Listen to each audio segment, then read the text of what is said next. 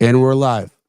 Hi, I'm James Brown. This is Media Studies Live. It's slightly after high noon on Saturday, January 27th, 2024. I'm here with my banter buddy, longtime friend, Saby Reyes Kulkarni. Hello. Nice to be here. Great to be here. All right, Saby. We want to start in a place that I didn't expect, but I think it's fascinating here.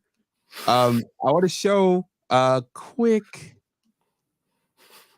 interaction that you had online. I'm going to blow that up a bit because I think it is sort of telling about where we are. It starts with someone named Wisconsin Sperm Cheese. By the way, shout out to Wisconsin Sperm Cheese. Shout out, word. Sorry about your Packers there. So, can you tell us more about this interaction? So this is just me posting my latest a clip I posted on YouTube, my response to True Detective season 4 so far, and talking about how I think the way race is handled on the show is really clumsy and unfortunate. And so I posted it on the True Detective Reddit. And so only one person responded. That just goes to show, right? And you can read the response. Yeah, and Wisconsin Sperm Cheese says guy needs to invest in a ring light in 4K. Plus, the content is as bad as the presentation. And Saby responds, and what's hilarious is that I have a ring light, but I'm probably using it improperly. It's DIY, bro. If you need everything to be generic and spit polished, shiny and generic, do you need everything to be generic and spit polished and shiny and generic? Lo-fi is the next trend. And haven't you heard? Yeah, haven't you heard? I think I edited the comments to say, haven't you heard? And I think that's a very interesting place to start for a media program, especially a media program like this one, where we're both in StreamYard and we are sort of, staring at each other, and it's a little bit off. It's not TV quality. It's not, but I think Saby's onto something in his response there, in that low res, lo-fi is the way that there's the wave of the future. I think media operations are going to be scaling down. We're already seeing this all over the place. I saw a fascinating version of this on Christmas Day. So I watch Good Morning Football, or listen to Good Morning Football a lot. Yeah, I love that show. It's fantastic. Kyle Brandt, Peter Schrager, shout out to all of them. Christmas morning, they had a show. It was a Monday, I believe, and they were all in their houses. Why not? I love that. I really like that, actually. I'm totally with you here. It's in that it's like, why do we need to be in a big polished studio just to talk? And that's what a show like that in particular is doing. You're simply just having a conversation. The latency in Wi-Fi and internet overall has gotten to the point where you can have a conversation with someone without a delay. And there's no reason to force someone to go into a proper studio for this kind of thing. I mean, I think so. Studios have their own look and appeal, and you kind of like the feeling of these people beaming into your home from their studio if you like the way the set looks. But I mean, one of the great things, like the unforeseen benefits that came from COVID, is that we started seeing people do these really like low production value broadcasts on these major platforms. And it sort of opened up, I think, everyone's comfort zone, because like I roll out of bed and I looked fucking terrible. My hair is always a mess. And rather than just like fuss about that, I'd rather just be able to just hop on the camera while my thoughts are still in liquid form. And I feel my next door neighbor who records and mixes music like every day in his garage studio. He said something to me that totally it was like a life changing. He said, "Don't let the gear you have prevent you from saying what you have to say." And I was like, "Whoa, that's just like with music. Like that's the same axiom is true here." And so ever since then, and people are going to point it out. I know it looks rough, but I don't want people seeing all the details of my acne scarred skin anyway, or my discolored lips, which they can still see even at 720 pixel DPI. I think from a business perspective, it's becoming more savvy to have someone present content information in ways that the current generation of consumers have become accustomed to, some by force just with the pandemic lockdowns. A lot of us were forced to work from home. At that time I was working at a radio TV station, and we were just hey, go home. Do you have a laptop? All right, we'll get you audition. Go edit, and make it work. How do you set up your home studio? And I went overboard, and sometime I will go and I'll flip around my camera and show everybody my stuff. But I went overboard. Some people did. Some people just, put a sheet over their head and got a microphone and started recording themselves, so that they could keep the sound out of their broadcast. But we adapted, and we were forced to see that for a couple of years in some cases. And there's still not a lot, I'd say many broadcasters who ended up not leaving their homes. If you the probably most prominent example is Howard Stern. Howard Stern is basically never in studio anymore. He's in Florida for the most part, from his compound down there. He has a studio setup that looks exactly or a lot like his setup in New York, and he's broadcasting most of his shows. And why not? What's the problem with that? I don't see one. I don't either. I like it. It feels more relatable, and especially since media has moved in a direction where so many more of the average person are doing something that looks a lot like what they're doing. It's like the more it becomes democratized, it's like the like the lanes are getting harder and harder to tell apart. I mean, I do plan on getting a nicer camera, but I would use it to have a more sort of mid-fi look. Like I would like, because to me, like the 4K shot where you see the ring light in the pupils of the person, it's that clear. That looks really generic to me. Yeah, I would agree with that.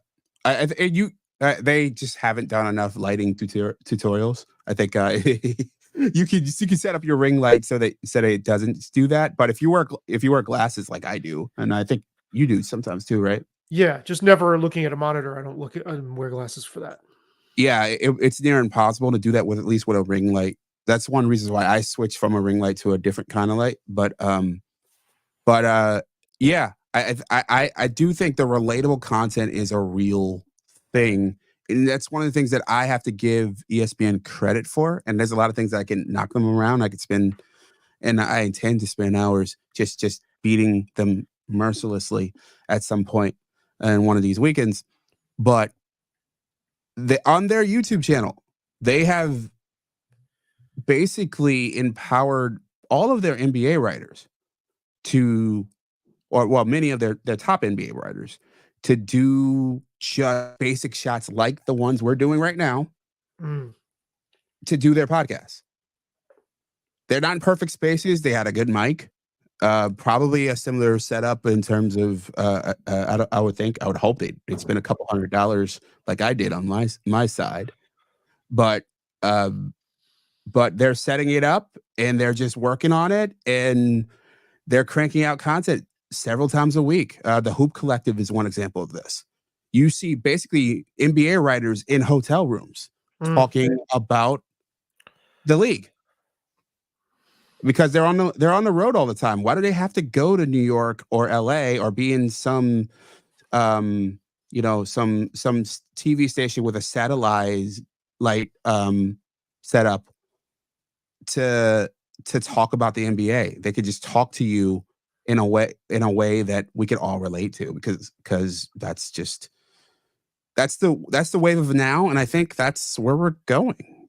I also like if someone's living space, some aspect of their living space looks comfortable, or that has some, you get a window into like what they are as a person. Like it's just unconsciously, right? Like Mike Florio, he sits at his kitchen. He sits like like right behind him is his kitchen. Like you can see his sink, his stove. You can see like it looks like an Italian guy's kitchen.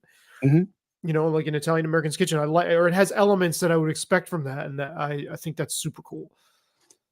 Also, most of his Pro Football Talk live episodes are shot from West Virginia, his home, right? Like he's got a set at his home with that brick looking thing or background. That looks like the basement of the club Anthology here in Rochester. Like every time have you ever been there? Yeah. Shout out to every time. Yeah, every time I see Pro Football Talk, which is often, usually at least once a week, I always feel like I'm just went down to the basement of Anthology. Well, I think I also see media moving to this as a way to where you can keep up with the times. If we're at the point where someone could grab literally grab their, and many people do this successfully, they just grab their phone, talk to it, and they can build a following that way. If you're big media companies, you have to scale down to that level in order to compete, because people want to hear from people who feel like they do, which is probably what the appeal of you seeing Florio's kitchen is, right? Because he feels like a real person instead of sort of, I am speaking with authority about all things from this, counterfeit looking place. Instead, he's speaking from authority in a kitchen, and I love it. And that's a positive. Yeah, and we won't get into how I responded to Florio with like a, I don't know, 800-word essay on a YouTube comment about his whole thing with Kimmel. But I'm still a fan. Yeah, we could go into that another time. Yeah, for sure. We should do an episode about that. Yeah. Let's do that another time. How about we jump into some WWE stuff? Yeah, I mean, this is foreign territory for me, but curious. I'm not a giant wrestling fan, but I do like wrestling, and I do like, I love business content about it, because the business of that world is so strange some ways. And I think this is why, one of the reasons why you're a good person to talk to. Some of it reminds me of the music business. And WWE, one of the biggest, the biggest name in that world, had a gigantic week in terms of media and culture.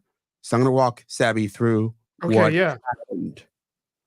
The only WWE I even know at all is, I mean, aside from a couple of like commercials I can remember where like people would walk on and they'd be like all like villain like,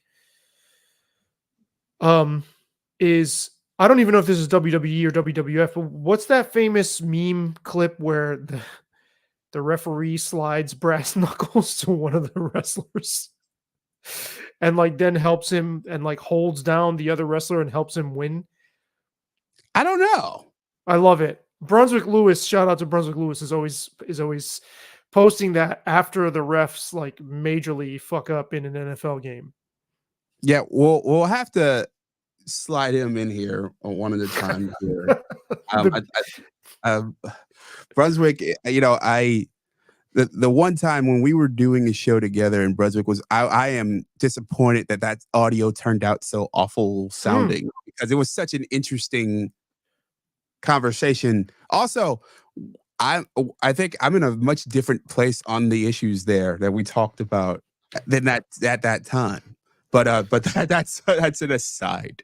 Yeah, I jokingly refer to his Facebook page as BNN, and I jokingly call him BNon. But we've shocker of shockers, we've converged on quite a few things. I'm like, what the fuck is this world coming to?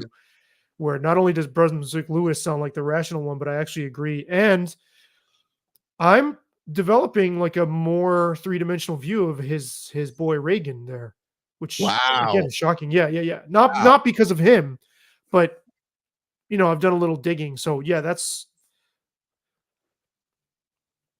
Brunswick Wow. never met a person he didn't want to tell how much he loves Ronald Reagan. He's like I've never seen somebody love Ronald Reagan so much. It's almost like listening to somebody who's a fan of WWE. And that's not a diss. Well, yeah, we'll have to. I'd love to All right. talk to him again about it. All right. All right. So we'll start with the weird week at WWE. As you can see on the screen here, they had a hell of a lot of stuff happen this week. We'll start with the Rock.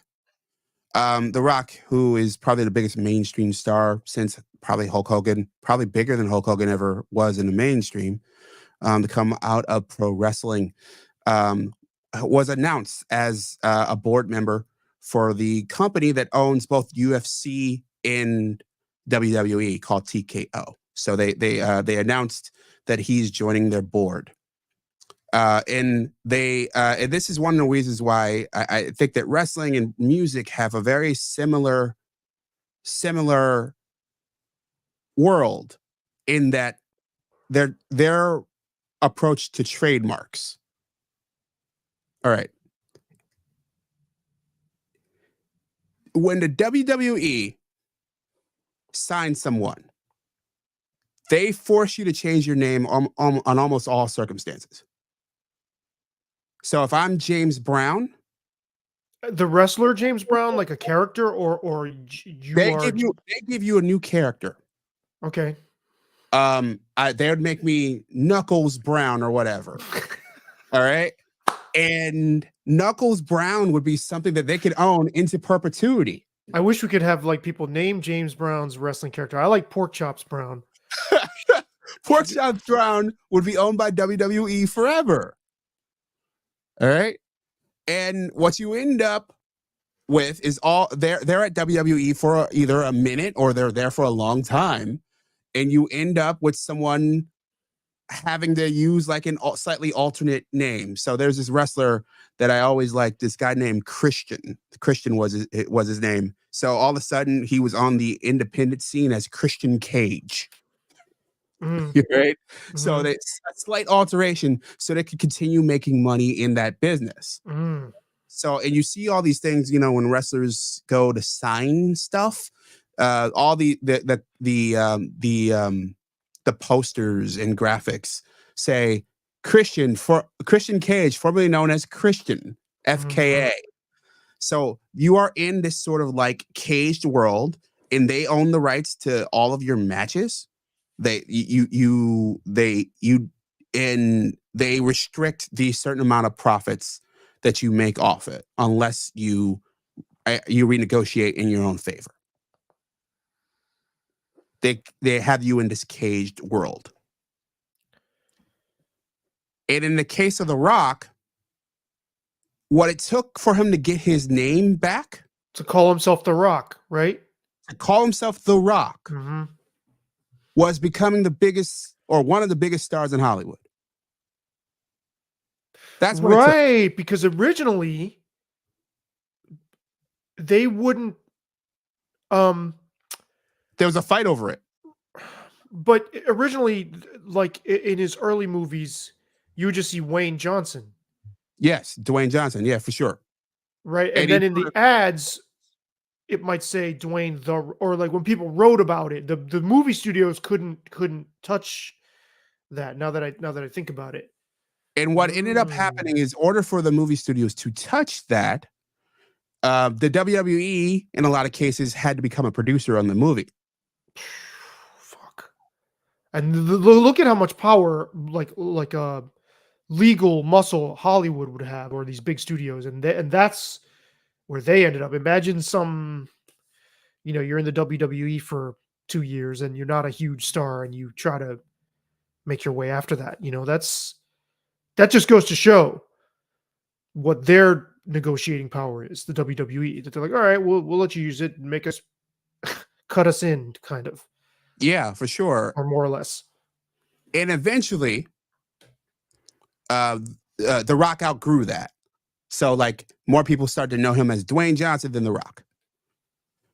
So he didn't have to use The Rock as a name. Like, if you look at his movies post, let's say, 2010, you no longer see The Rock, really.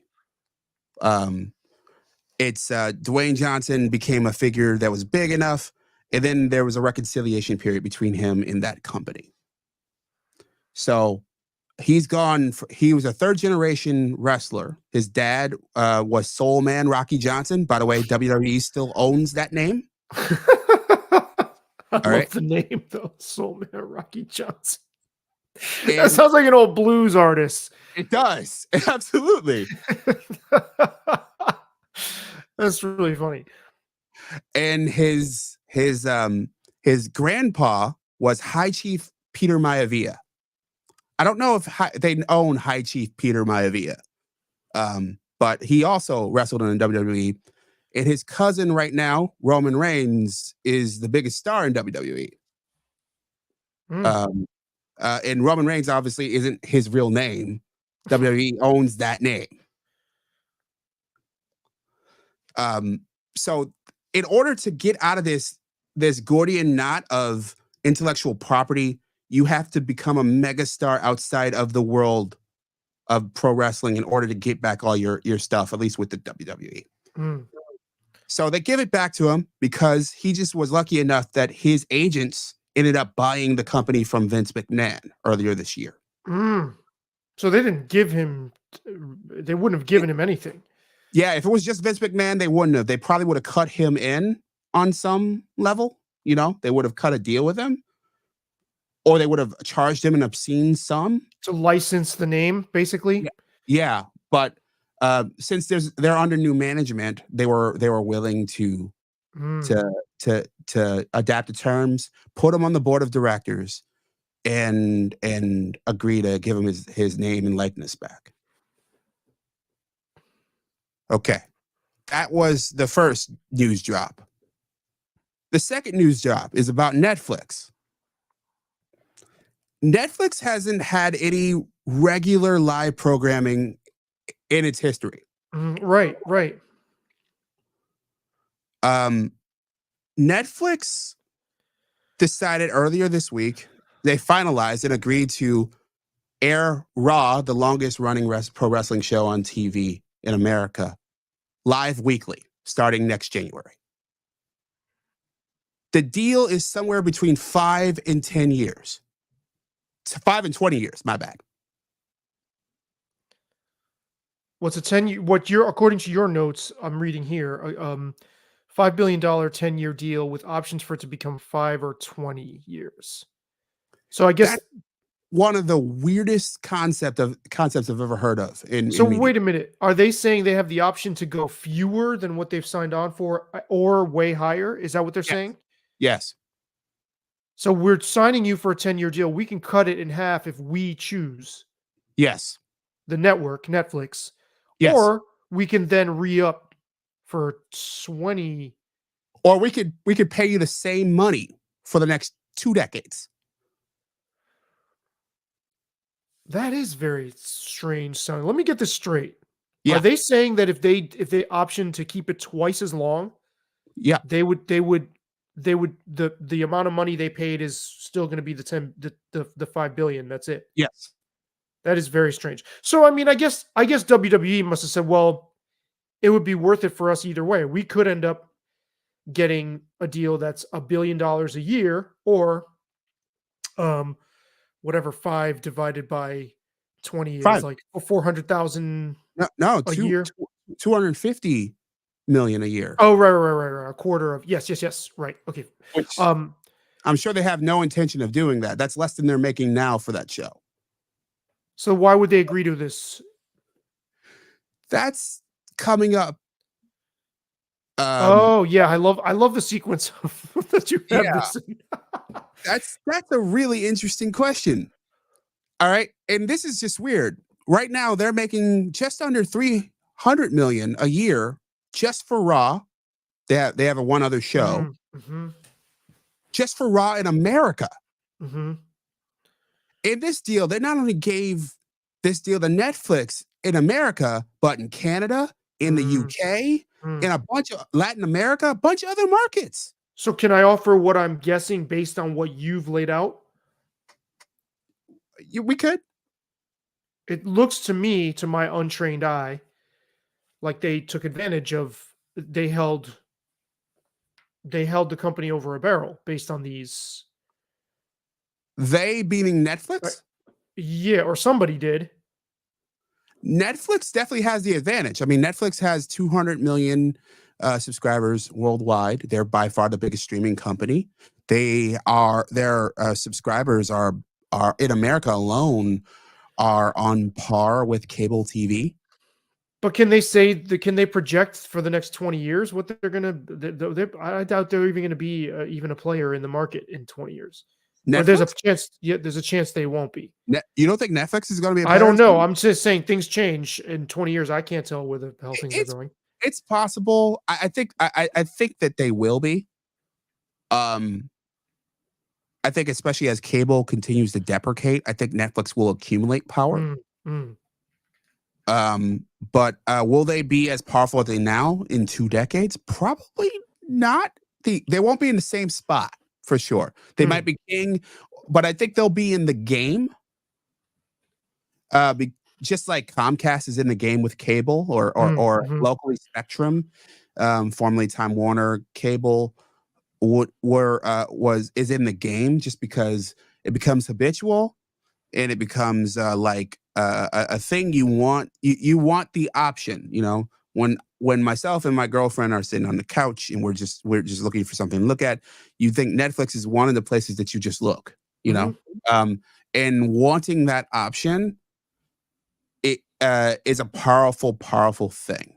mm. My guess is they'll be around in some shape or form.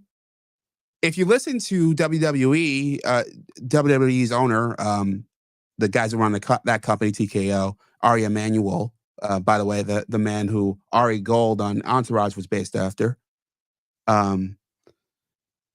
at talk, he's like, yeah, like he sort of played down the fact that the money side of this deal is kind of weird, and said, one word: Netflix. Netflix is the company that the NBA would love to be with. Netflix is a company that the NFL wanted to be in bed with. Everybody wanted to be in bed with Netflix, and they got it. So they think they're going to grow their brand. What he's saying is that they think they're going to grow their brand enough based on this that it will outdo the the the the terms of the deal, which seem a little bit like a step down from what they're already, or are a step down from what they're already making, or could Without end a up doubt. being that way. Yeah. Without a doubt. It And maybe depends how long Netflix decides to keep them, because if they keep them only for 5 years and they made $1 billion a year.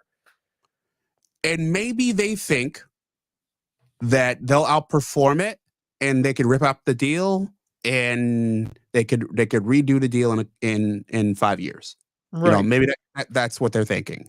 Are we I, sure? Are we sure there isn't anything in there saying like if you go to the 20-year option, that there's like triggered clauses in that we're deal? not we're not sure. What we know is what's reported, and what Ari Emanuel said on CNBC. Um, they didn't get that granular. It's possible that there was a trigger, but if you are trying to, like, if you're heading a company that signed this gigantic deal, Wouldn't you brag about it if there was a benefit? If Yeah, if you could flex like that, Yeah, you'd say, well, yeah, then if we go to 20, then who is going to be raining money or something? You absolutely, know, like, totally. He didn't do that. or like we're not worried at all about let's just say our financial future is quite secure. We'll be eating fat turkeys for a lot. Something. I don't know if he talks that Yeah, way, but yeah, he does. So instead, he sort of did what you first said, where he was like, he said, yeah, this is amazing for our brand, and this is going to grow our audience. And you could argue that yes, like WWE's pay-per-views are on Peacock right now. Every Peacock subscriber gets to watch the WrestleMania and or the Royal Rumble, which is I think tonight. And their big shows, and the audience of those shows, and just as an option on streaming, have gone up dramatically. They've gone from hundreds of thousands of people watching it to a couple million. So mm, like, so they're thinking that, hey, our audience is going to grow because we now have 200 million people who are going to have access to our shows. mhm. Right. I think there's a couple other things going on. The last time we sat across from each other here, we talked about how the media world was changing.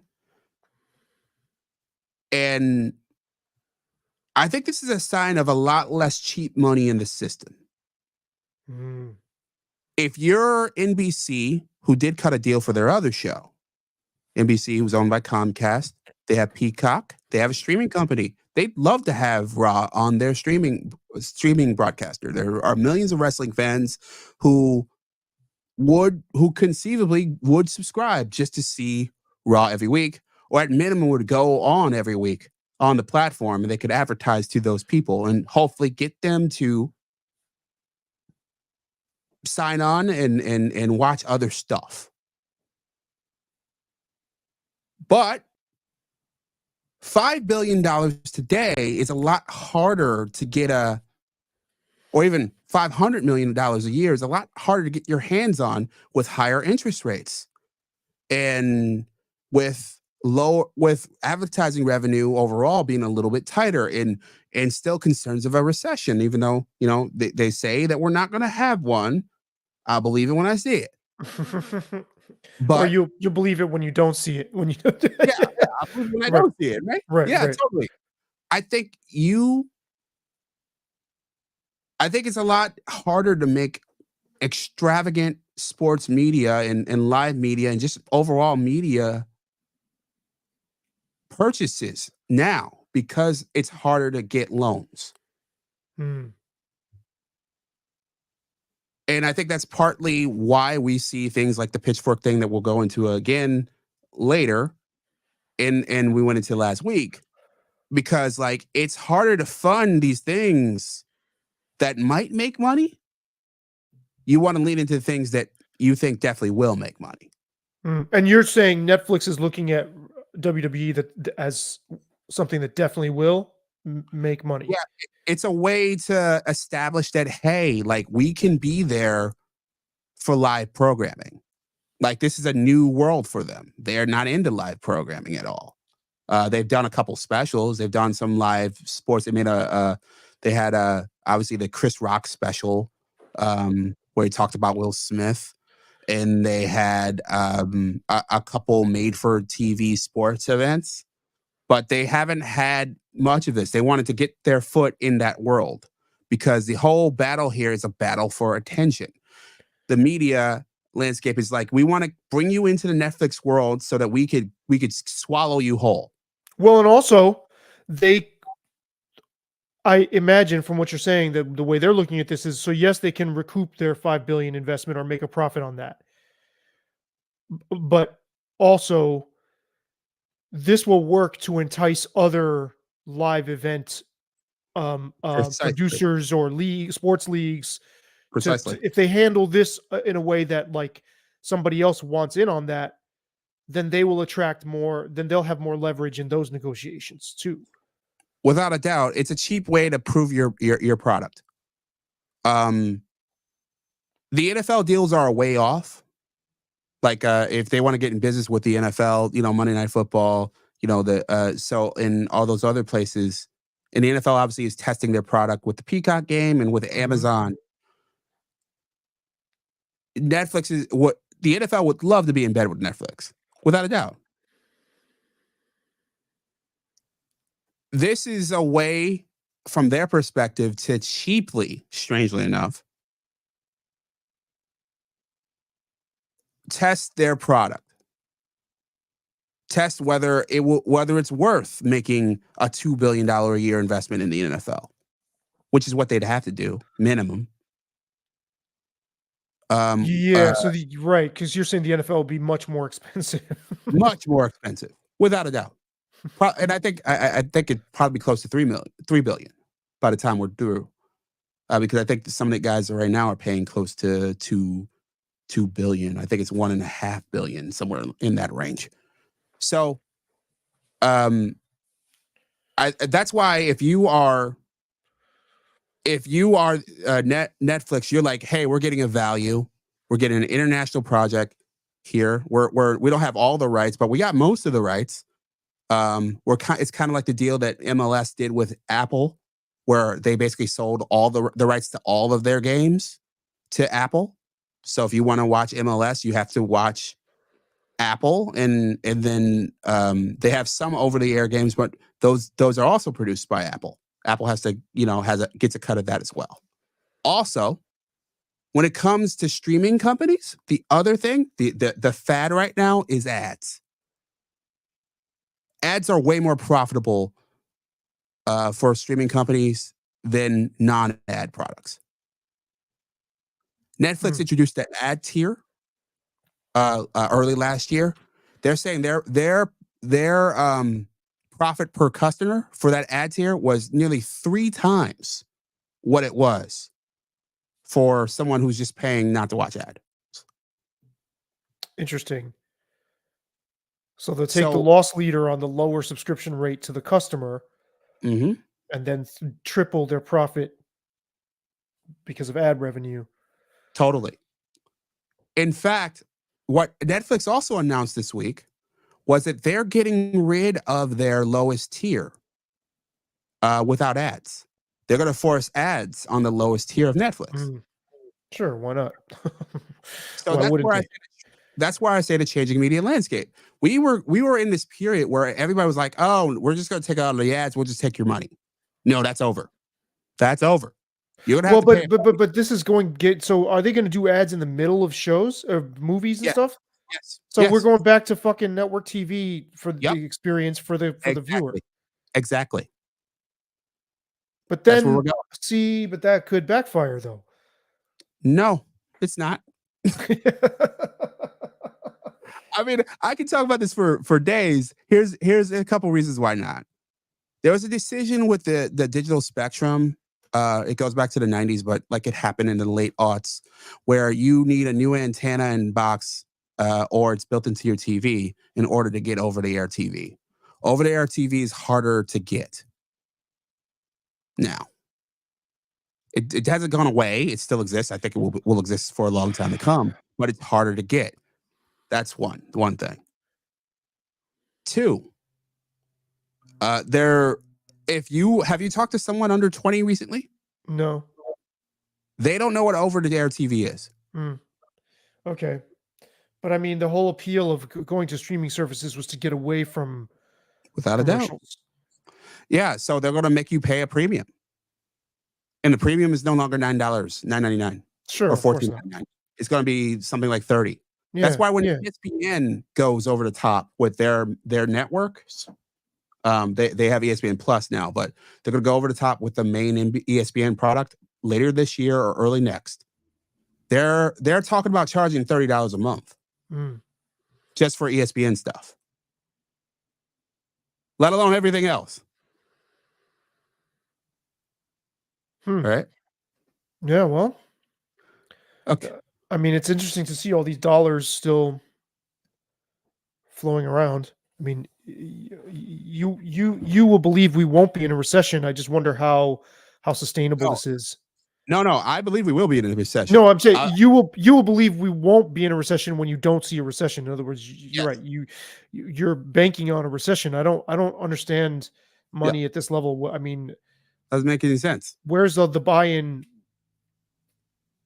Like, Yeah. you got to think some of these companies are going to take a big hit, You would think so. And especially I in think, the go ahead. post-COVID economy.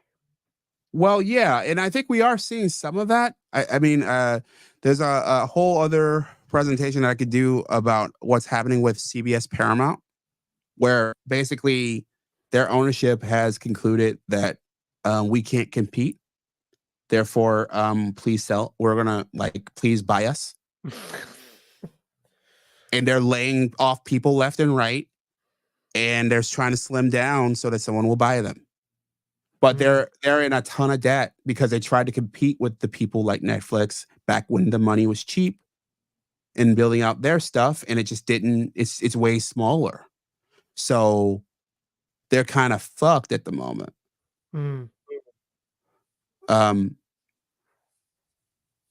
But let's bring this back to WWE for a moment. So all of this happens on Monday, Tuesday, Wednesday, and then Thursday happens. Vince McMahon is the founder of this iteration of WWE. His dad and granddad led previous iterations of WWE. He was accused of sex trafficking in a lawsuit. I'll read what's on the screen.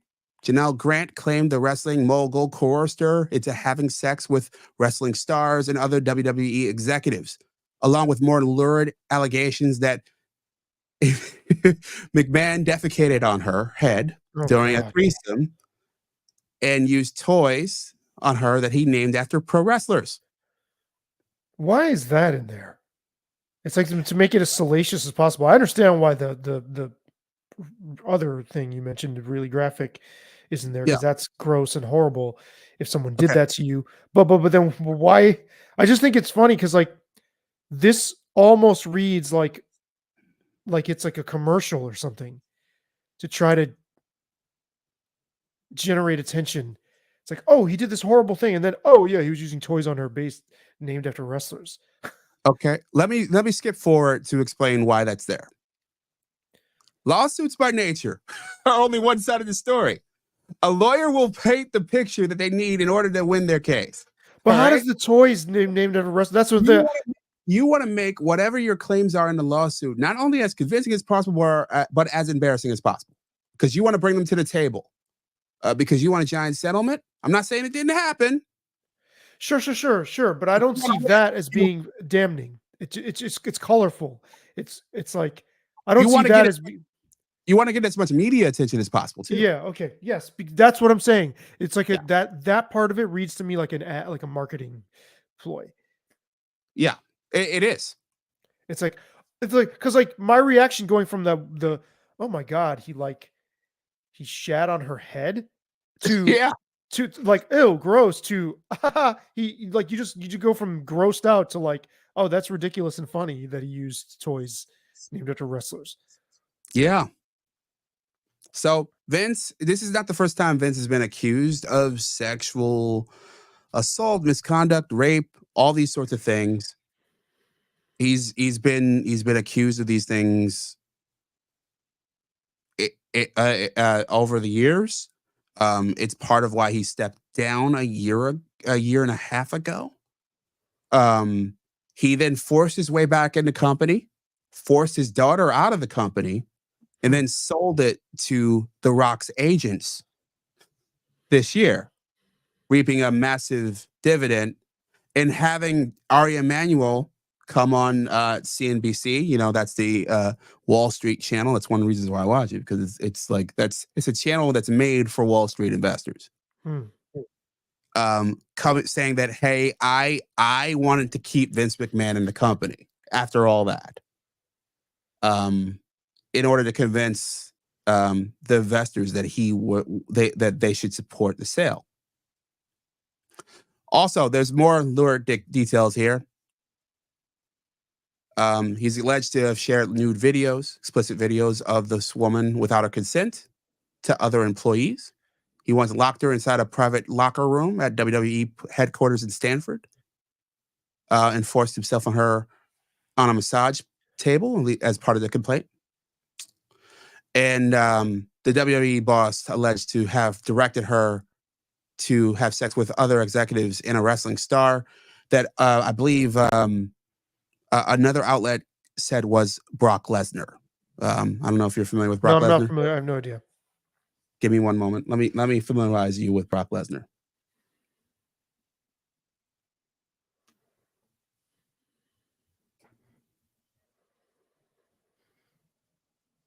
Of course.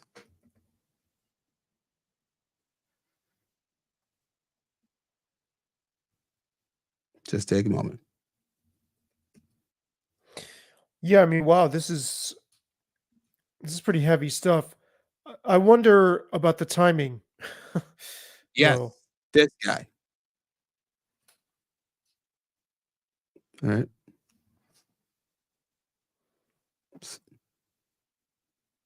I don't That guy. see. Oh, let me. You don't see it? Nope, I don't. I don't see it on screen. Okay. Give me one moment. But I mean, that's the thing that jumps out to me. It's like the timing seems so strategic, or uncanny. So weird, right? Like somebody wanted to Yeah. knock this guy out for Um, good. yeah, it's really yeah, well, I think my take on it's a little bit different than yours. That um so so yeah, the timing is weird. All right? The timing of all this is very, very strange on a number of levels. Yes, it does seem like someone probably wanted to knock him out. I wouldn't shock me if that were true. But I wanted to present my other suspicion. I don't have any proof, but I'd like to discuss the other thought that I have about this. All right.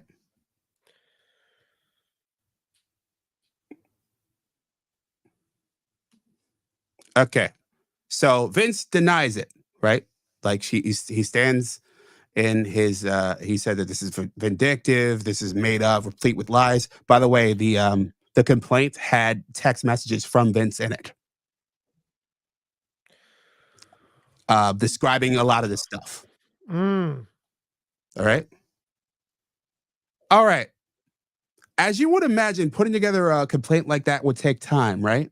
hmm And if you were, I don't know, making maybe one of the biggest media deals in your company's history, you'd be your antenna would be up about what was going on with the people in your company, major figures, right? You mean that he would have known this was on the horizon, that this was Not looming? only not only he, but the people who are running the company now, right? hmm hmm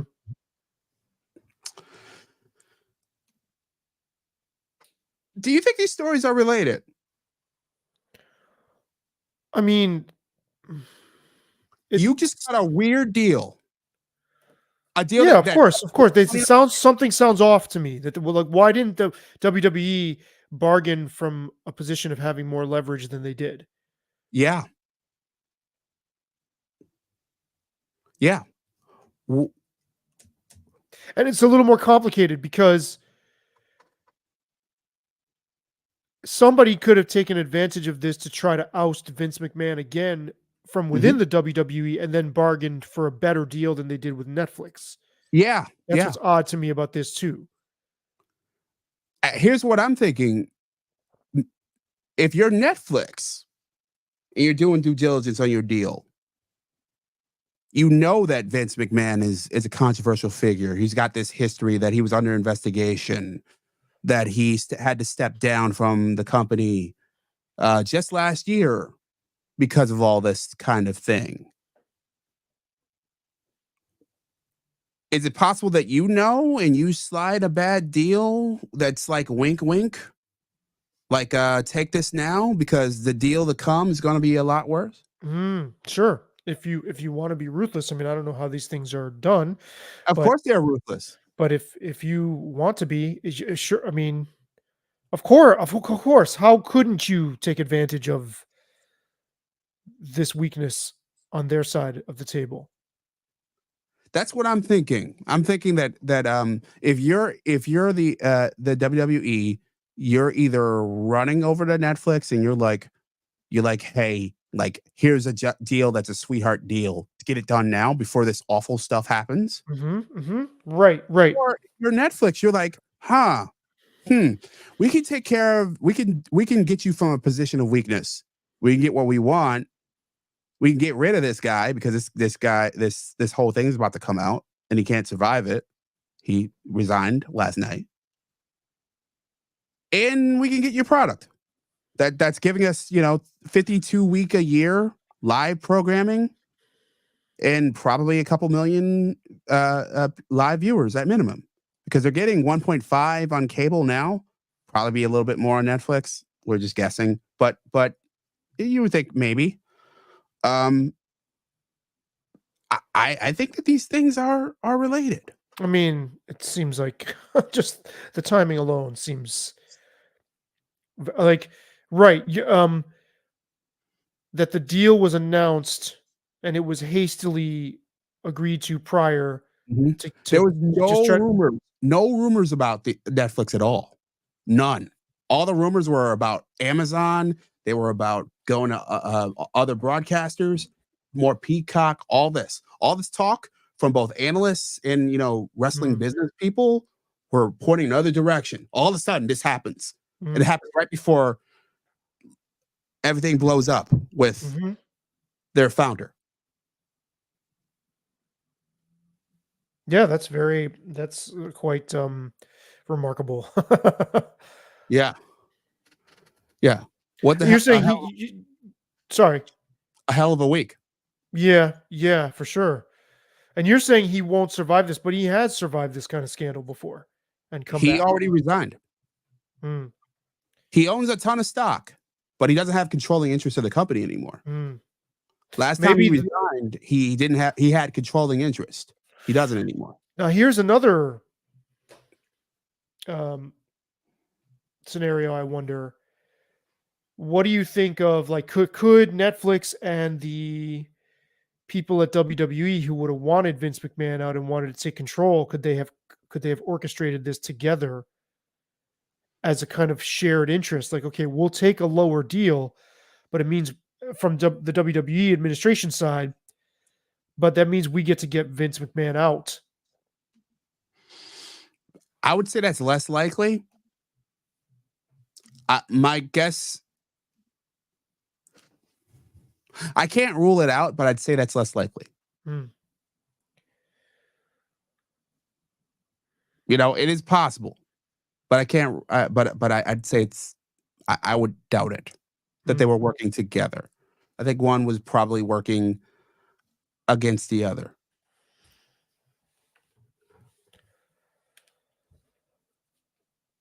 So with that, you want to pivot to Pitchfork? Sure. Okay. I'm going to uh, boot up the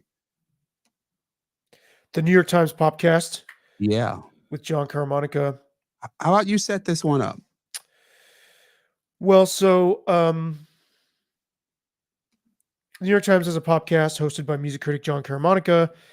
And in the wake of the news of the GQ merger that James and I discussed last week, and it has been causing a stir within a certain sphere of media, Carmonica had Ryan Schreiber, the founder of Pitchfork and Pitchfork's first employee, who actually ended up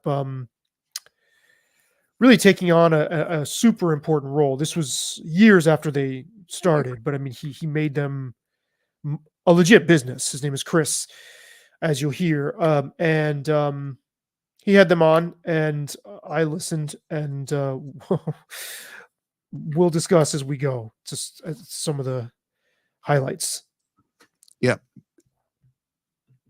Let's just say I listened and had a very strong reaction, to say the least. Right. Let's see. By the way, Ryan Schreiber's birthday, I believe, was yesterday, according to Facebook. Happy birthday, Ryan. He and I are Facebook quote unquote friends, but we've never had any direct interaction. He liked a post of mine about Taylor Swift and how liking Taylor Swift isn't compulsory, which I thought was odd. And that's sign of the times that you like, oh, so and so liked my post. Let me see. I'm looking for your notes here. I'm highly doubting he would like anything about this post. Okay, let's see. 38-second mark? Yes. Okay. I'm starting a little bit earlier than that, but give me a moment. Yeah, I think like he doesn't, Carmonica, the host, doesn't start actually introducing the segment until 38 seconds. Everything else is sort of like, be sure to join us on blah blah blah, that kind of boilerplate intro. I believe. Getting it right. All right. One moment here. Pardon the lo-fi, folks.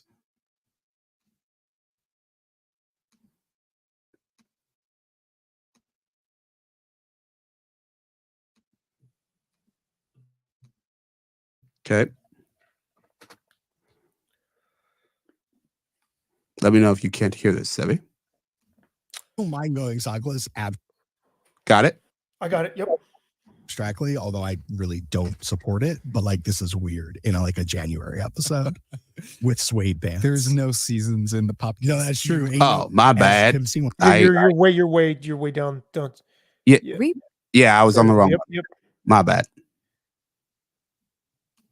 Yeah, that's just about right. Some serious and a little bit emotional and I think tough, especially for those of us who pay close attention to what's happening in the music press. A few days ago, by the time you're hearing this, maybe about a week ago, Condé Nast announced a bunch of layoffs at Pitchfork. Pitchfork still exists. It's being brought under the GQ editorial umbrella. It's a little unclear what that might look like moving forward. There are still people who were staffers who remain on staff. I don't want to lose sight of that. But a lot of people were laid off, and the news obviously was received with a tremendous amount of sadness and confusion and uncertainty, prognostications about the fate of independent criticism, the fate of music journalism. All of those things will be made clear over time. I think it's maybe a tiny bit too soon to totally understand how this is going to reorient music journalism as it's currently practiced. But it is undeniable the power and authority that Pitchfork has had for 2+ decades at this point. It's been through a lot of phases, a lot of staffers and editors and writers who have helped to shape the areas of coverage that they were the most passionate about. On this week's episode, what we're going to do is actually go back to the beginning of Pitchfork. We are going to talk to Ryan Schreiber, who, if you follow site lore, you know Ryan founded the site back in the mid-90s as an indie rock obsessive, blogging on the internet, a time-honored task that I hope everybody tries out at least once. Ryan is the founder of Pitchfork, and we also have with us Chris Kasky.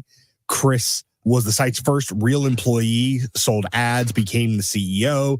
The first CEO, eventually Ryan, Chris, and Mike Reed went on to build the Pitchfork Festival, which some of you might have attended in Chicago over the last 15 years or so.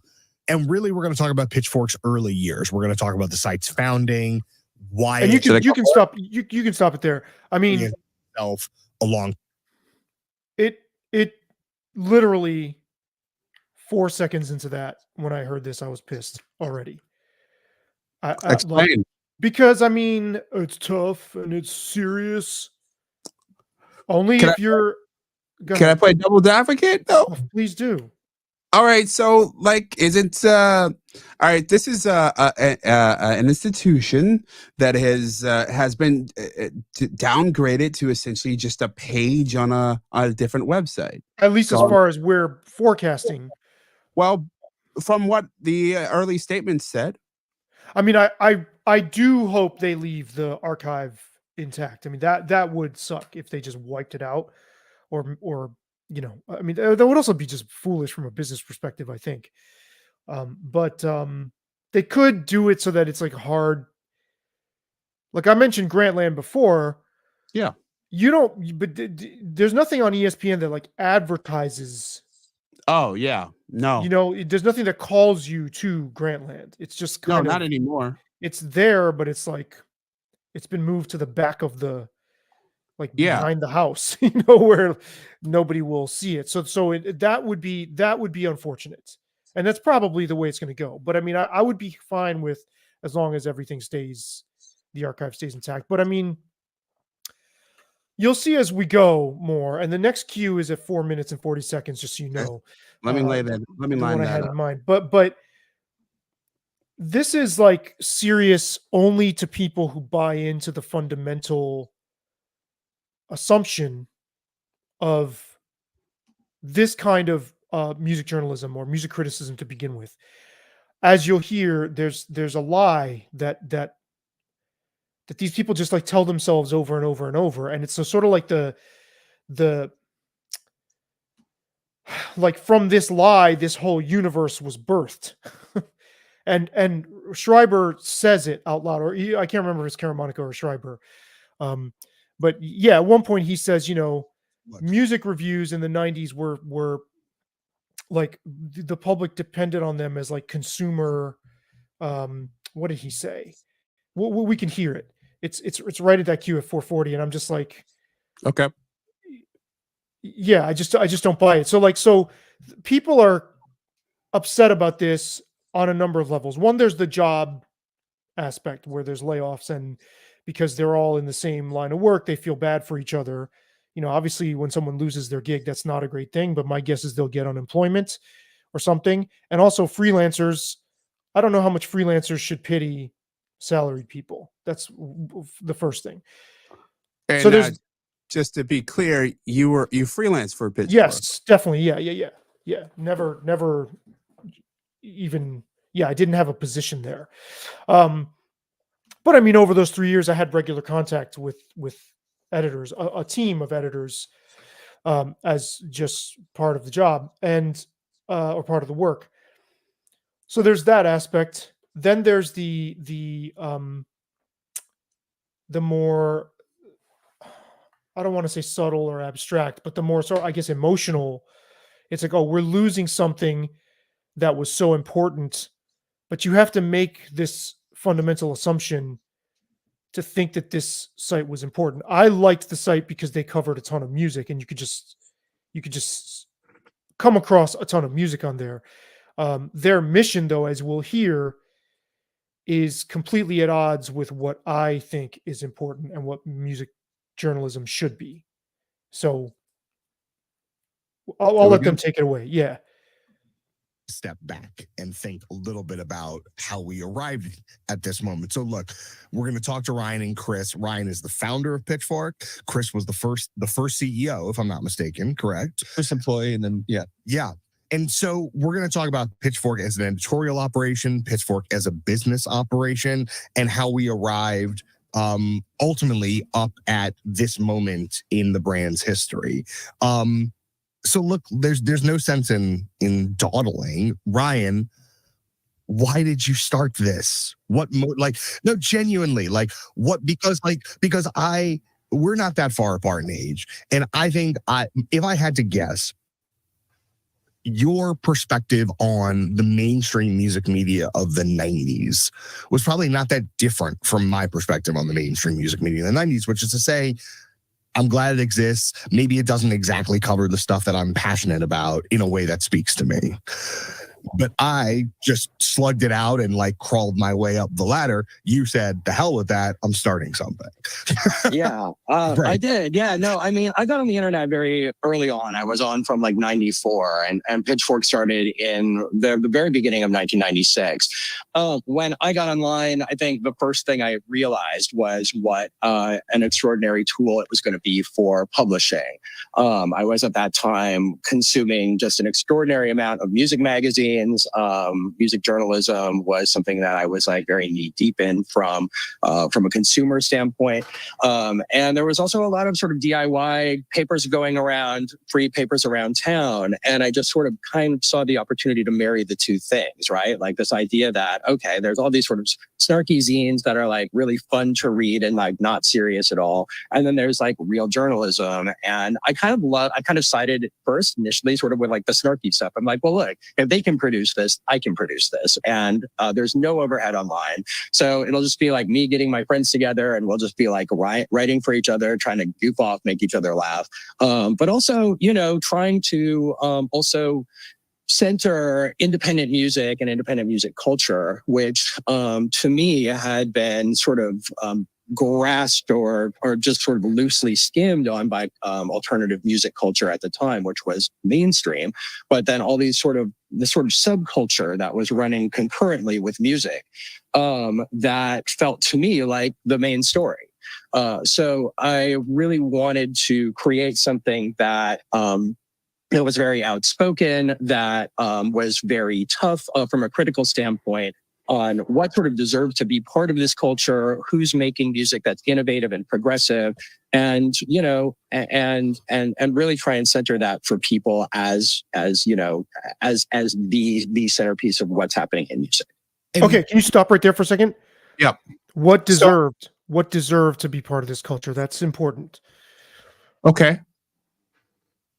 And I do. Is that your main gripe? No, no. My gripes are legion. What deserved to be part of this culture? I also think the dichotomizing of independent and mainstream culture is somewhat misleading because it's not that cut and dry. There is a continuum. Obviously, there's like super, super, super independent. You know, everything from like somebody making music in their basement. And, you know, this is the late 90s too. So like there was a really healthy, what was then referred to as indie rock scene. And that took on a different connotation in terms of like the style people think of when they say indie rock now, post early 2000s is different.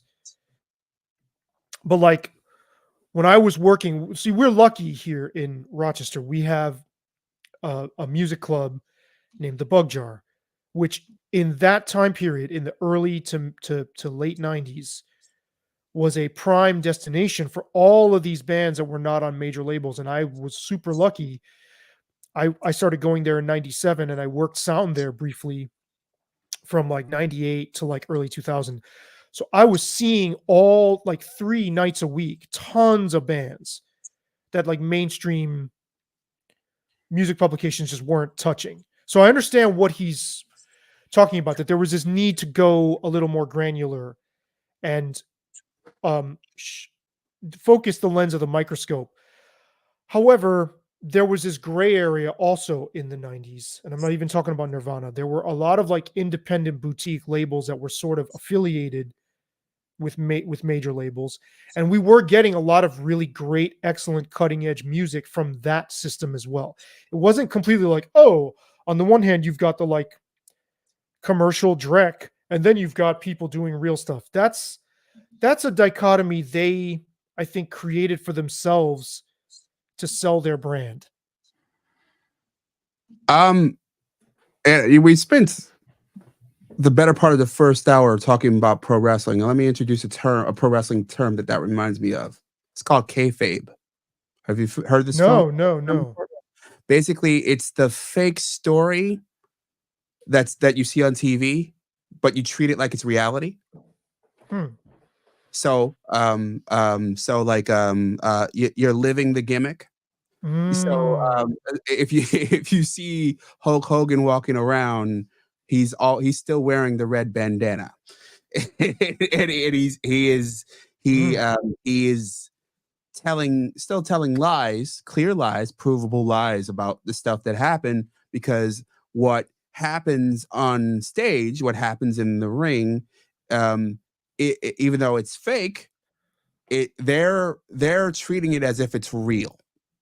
So in this case, it sounds like that at least in the mind of the indie Pitchfork critic perspective, that they're treating that they're believing their own Legend. Yes.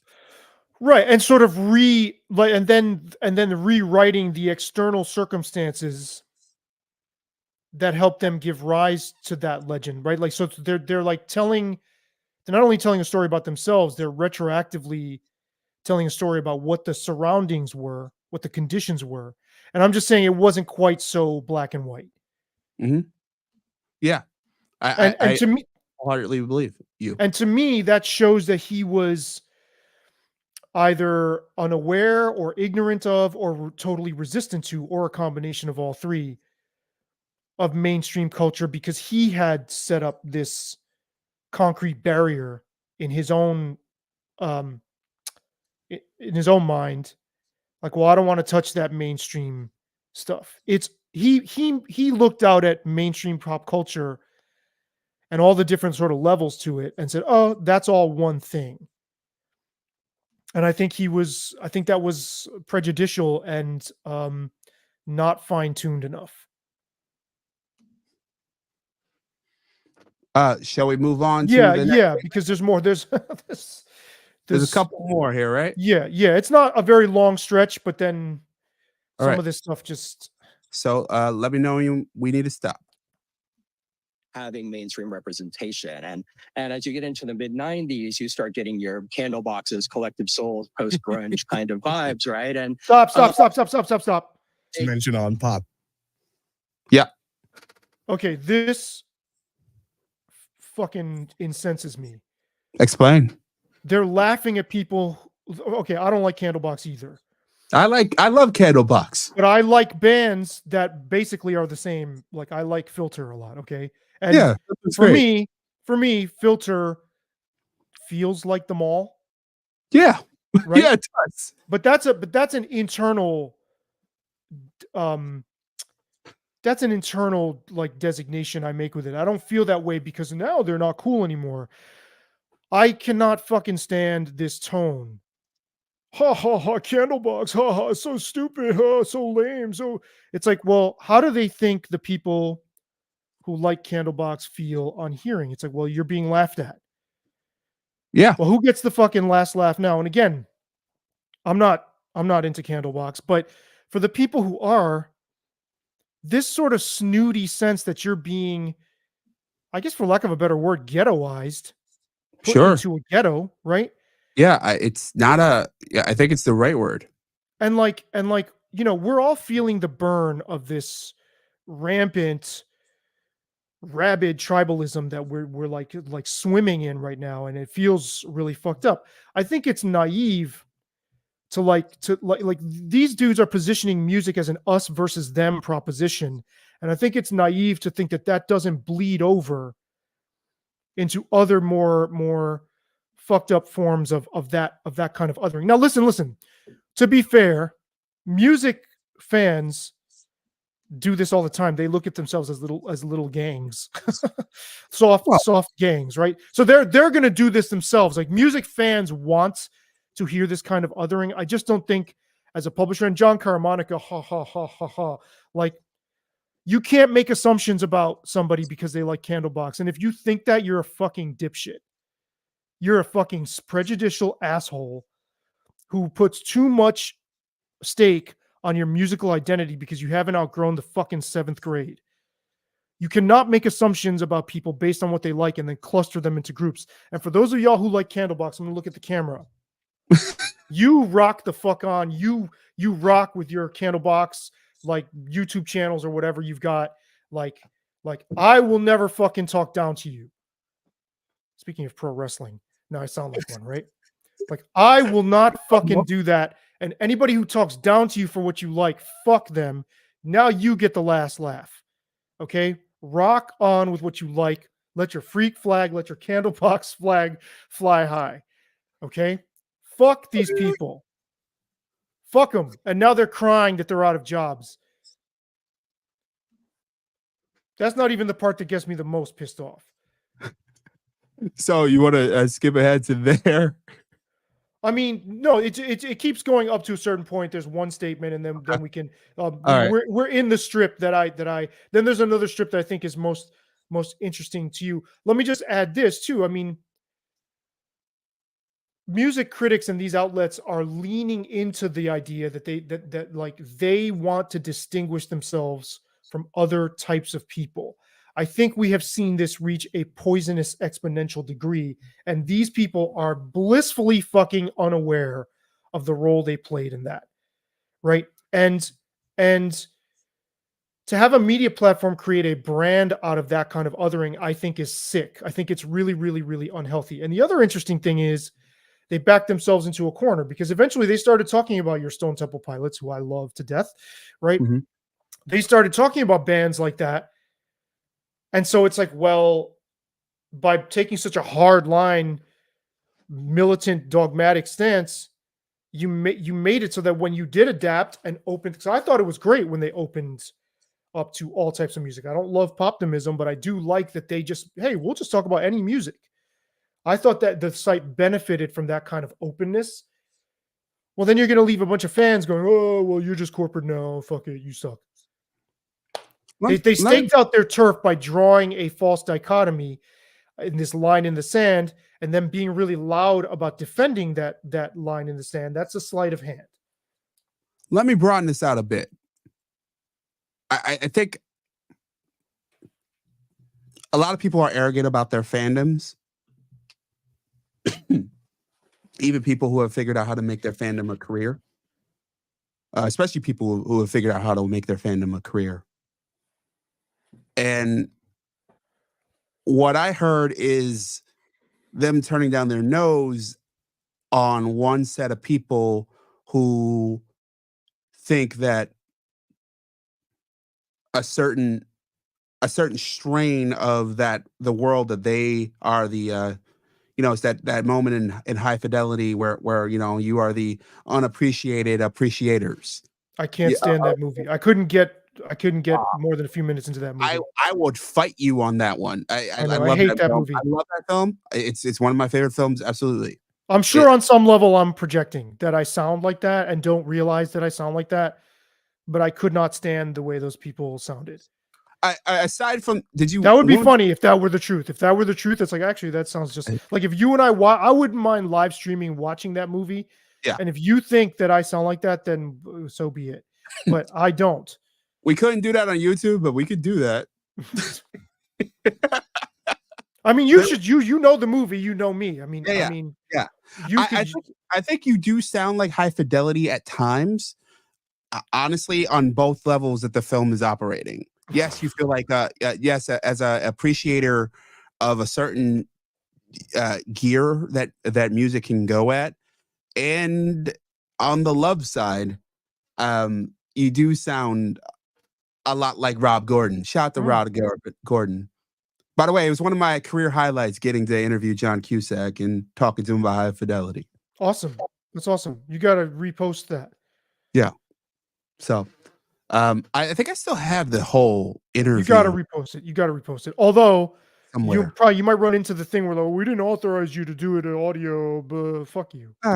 Well, I just got that from the manager of the band Crosses, Chino Moreno, and his side projects. Like, well, they didn't do the interview thinking it was audio. They didn't ask me to take it down, but it's like, how is this not helping you? Anyway, so High Fidelity, a movie I cannot sit through without wanting to run screaming from the room. We'll put a pin in that and come back to it. I think it's worth exploring one way or another. I'll continue. But you were saying some. Sorry, I didn't mean to derail your point. You were saying something about music fans positioning themselves. Well, just fans in general. I think there's a certain when you think a certain type of art or sport or thing is the way it should be done, and there are other people who disagree with you, you get into the larger tribalism Sure. that is human existence. Sure. And that's what I heard from that clip. I heard that this person is we have appraised this scenario, and we have decided from on high that this is the way things should be, and screw James Brown and those Candlebox people. But the thing is, the New York Times is now broadcasting that kind of prejudicial. The New York Times does that daily. I know. That's why I've hated the New York Times with a festering, visceral passion since I was in 7th grade. Because I wouldn't go that far, but go on. But because I could always tell, even in middle school, I could tell this is a fucking myopic, like this is a worldview that is so ignorant of everything else around it, so blind and has so much tunnel vision, and all it exists to do is reinforce its own myopia. Same thing for the New Yorker, right? And so I would argue that concept is broader than the New York Times and the New Yorker. You would think that most media outlets are that, but I think there's a particular strain of upper class. To their strain of that. It's just like saturated in that. And so now you've got this New York Times critic laughing at Candlebox and not really understanding how much further that reverberates, because they do that about a lot of people, much to their and our collective detriment. And you can like music that is like mall music, and you can like something super like highbrow, like Gebhard Ullman, the jazz musician or something. You can, like I do. I'm like, and there's a lot of people that cross those lines. Yeah. So it's like, well, we know you're not foolish enough to like Candlebox. Ha ha ha. Fuck you too. Yeah, I'm in that ballpark too. Like, give me your Candlebox fans. Sorry, James, to interrupt you. Yeah, Candlebox fans, I'm here for you. You want me to I'll give you we'll zoom in, allow you to make your give point. Me your poor, you're huddled, you're beleaguered Candlebox fans. I am here for you. Unlike these elitist fucking scum. Okay? I'm here for you. Come to Saby. That sounds a lot like a populist politician we all know, but we'll get to that at another point. All right. Want to go more into this? Yes. Till about 9:45 or so. Okay. Then we'll,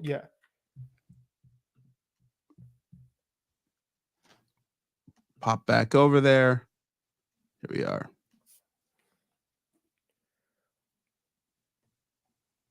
Here we go. Yes. Well done, man. Well done. Had to happen one day. Really ripped the Band-Aid off. But yeah, it's that it started kind of having a lot more sort of corporate interest coming in as kind of gatekeepers or as stewards of the subculture. And at the same time, I got into it really just before Nirvana, but also largely through Nirvana, through Kurt Cobain and him shouting out like the Raincoats and Daniel Johnston and all these sort of left of center indie artists. And so, so I value that as something that was really pure. And I also had a sense of, of DIY culture to it. This idea. Stop it if you want to say something. All right. Look, I don't think there's such a thing as a musician, someone who chooses to put their art in front of people and that is pure. I hate it when critics, not just a musician, I think anyone who sells their things, that's who is giving, maybe if you are simply performing without even like a busk. Like when you are choosing to put your art in front of people or your craft, whatever it is, you are not pure. hear that kind of talk, it makes my blood boil. Mm. That it's an arrogant perspective that, hey, there are these people who, yes, they are working for money. I know Daniel Johnston, yes, it was lo-fi. I liked some of it, and some of it's okay. Some of it I was like, what is this? But this was not the. There is this thing among the critical class who believe that when people do art of or things just broadly, that they do them for altruistic reasons. Well, because critics are not artists. So there's the couple things that happen there. Number one, they don't have enough appreciation for what it takes to create things, so they casually, offhandedly slag and disparage artists. Just like yuck, yuck, yuck, yuck, yuck. That's the one thing. Number two, they have what's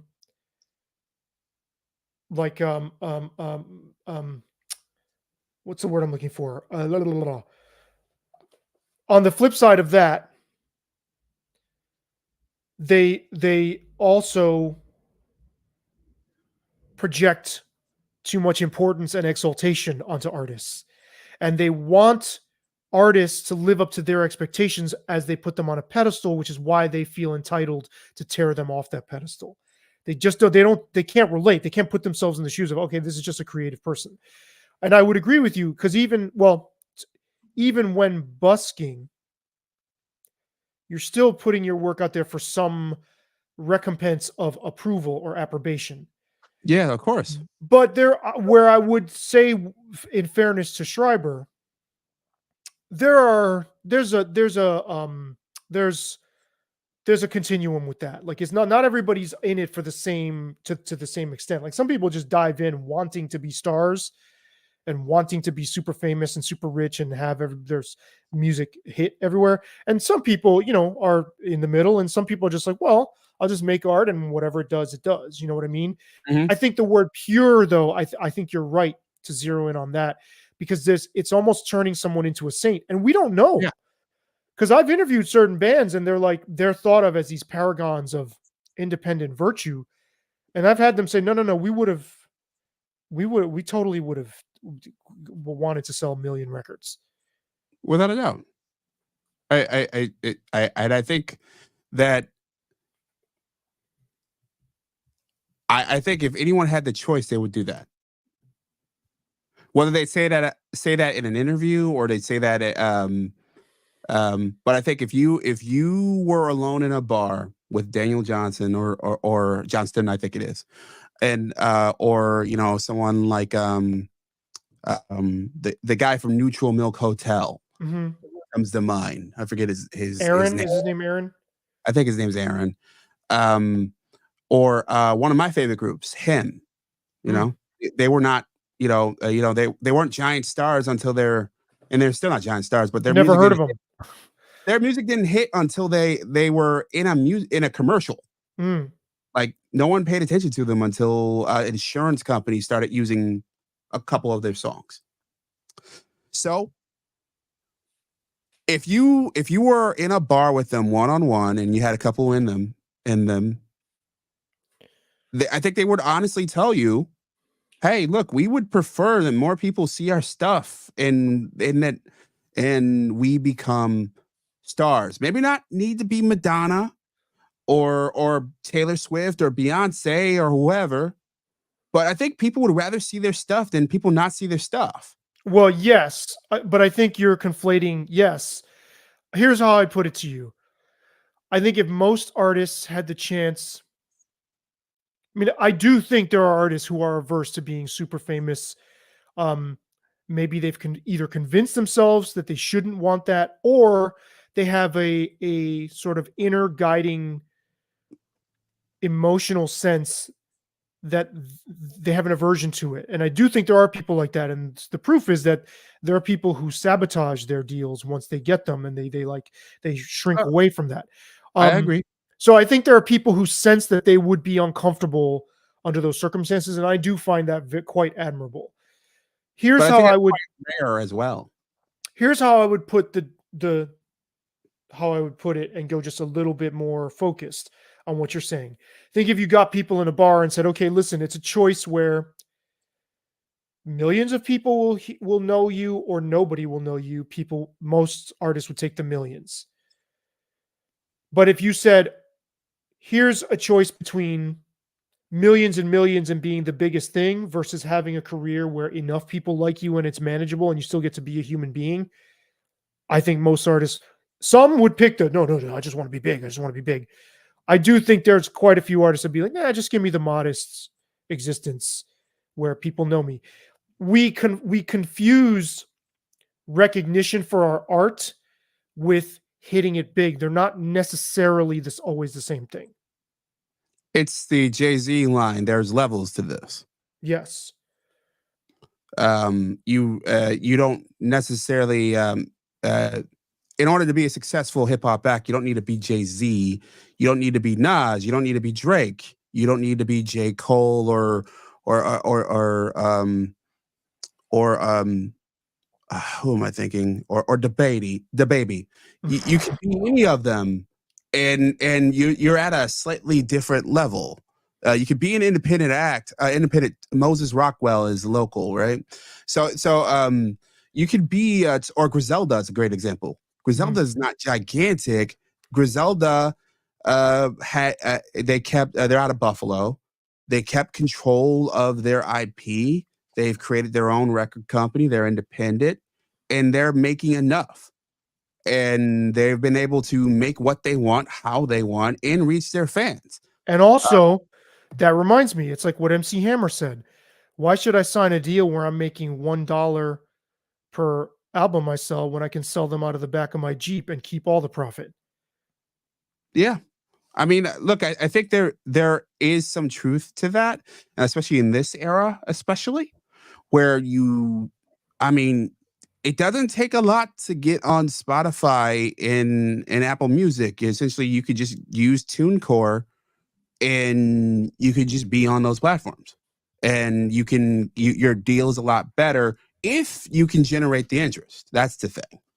I think most people don't have the metal within them to generate the kind of interest and following that it takes to make that kind of venture profitable. That's why I would say that almost everybody would take the record deal, ideally a short-term record deal, to at least get the exposure.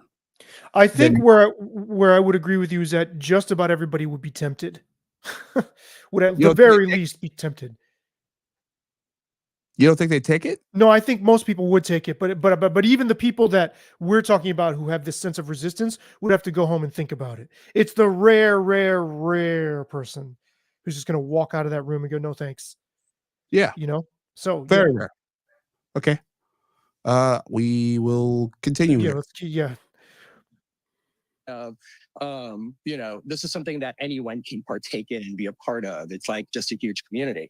But, I was also seeing that a lot of the indie music magazines were very perhaps rightly so, very about the culture.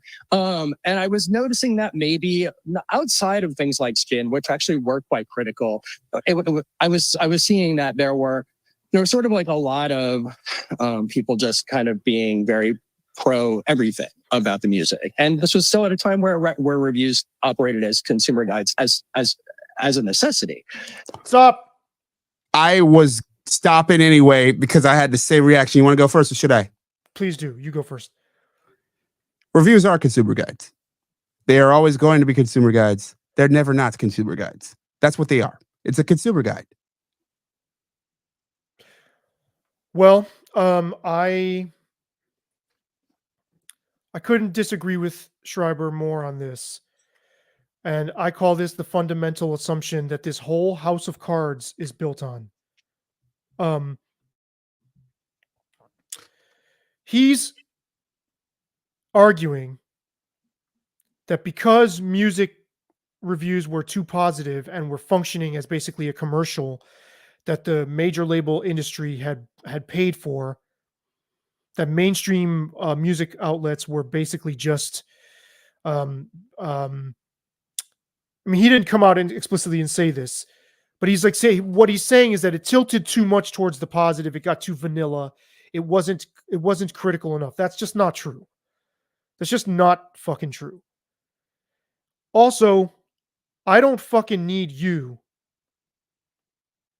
to make an evaluation on music to decide whether I go towards music. All I need you to do is put a bunch of different music in front of me and for me to go, oh, I haven't heard that. I'm curious. It's not a fucking consumer guide for me. I have no trouble finding music. Not since like junior high school have I ever, and it's not like even I find the most out there underground stuff on my own. I like having things thrown in front of me. If you went to Pitchfork's homepage from the time I wrote to him to the present, you would see a bunch of new albums. And so he's like, oh, what is that? Right? That's cool. But for him to say what he did there, and all these motherfuckers do this, all the way back down to Lester Bangs, who's a big hero, who is not for me, right? They make it seem like, oh, you need me. I'm doing a public service by being a consumer guide so that you don't have to go out on your own and like not find your way through music because you're going to get lost. You need somebody with discerning taste to curate this for you. Fuck you. That is just not true. That's never been true in my life whatsoever. Anybody who loves music can just gravitate to music they love. We don't need y'all. That's what I'm saying. And this guy's installing himself as like the czar, wanting to be kingmaker right out of the gate. And saying, well, you need people with taste like you to pick things for you. I am with that. I couldn't agree with you more. We'll keep going. And so I was wanting to kind of make something that was a little bit more critical and willing to kind of stand up for both, to kind of show this music is sort of not part of this, or is lesser, or, is not as good or whatever. And then also, but to also be able to point a way forward, like this is where it should be going. Yeah. And I think that's also sort of an underappreciated value of criticism from an external perspective. Is I think most people who get into criticism want the best for the music or the best for the art in the current moment, but also have some sense of, hey, if only such and such, if only this, if maybe we can move this way. And I think sometimes, especially, in the current moment, Stan era moment, there's this sense that you're doing war against the art as it's being made. And it's actually not that. And I always try to remind people, especially on the show, about that. Chris. Stop. Okay, yeah, I had the same gut reaction. Go ahead. This is the part that angers me the most. And it's going to sound like I'm being, it's going to sound like I'm being funny when I say this, but this is, to me, Exhibit A for why intellectuals are the first to be executed when revolutions happen. This I feel like a fucking volcano when I hear this. What's coming up next? No, this what we just heard. Okay, the fact that because I had a really visceral response to that. More. Go on. You go on first. Look.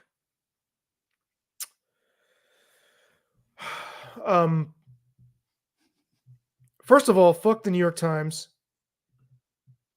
When people talk with contempt towards elites, and when savvy social climbing people who are willing to kill people start revolutions under a cause, and they round these people up and they send them to internment camps and they shave their fucking heads and they make them repeat mantras. Point back to this soundbite and tell me that isn't proof, because you have this guy. I think this is the underappreciated value that, critics can forecast where music is going. No, they can't. If they claim to be able to do that, they're inserting themselves in the creative process. You know how you can tell where music is going? Just fucking live through it in the moment and experience it.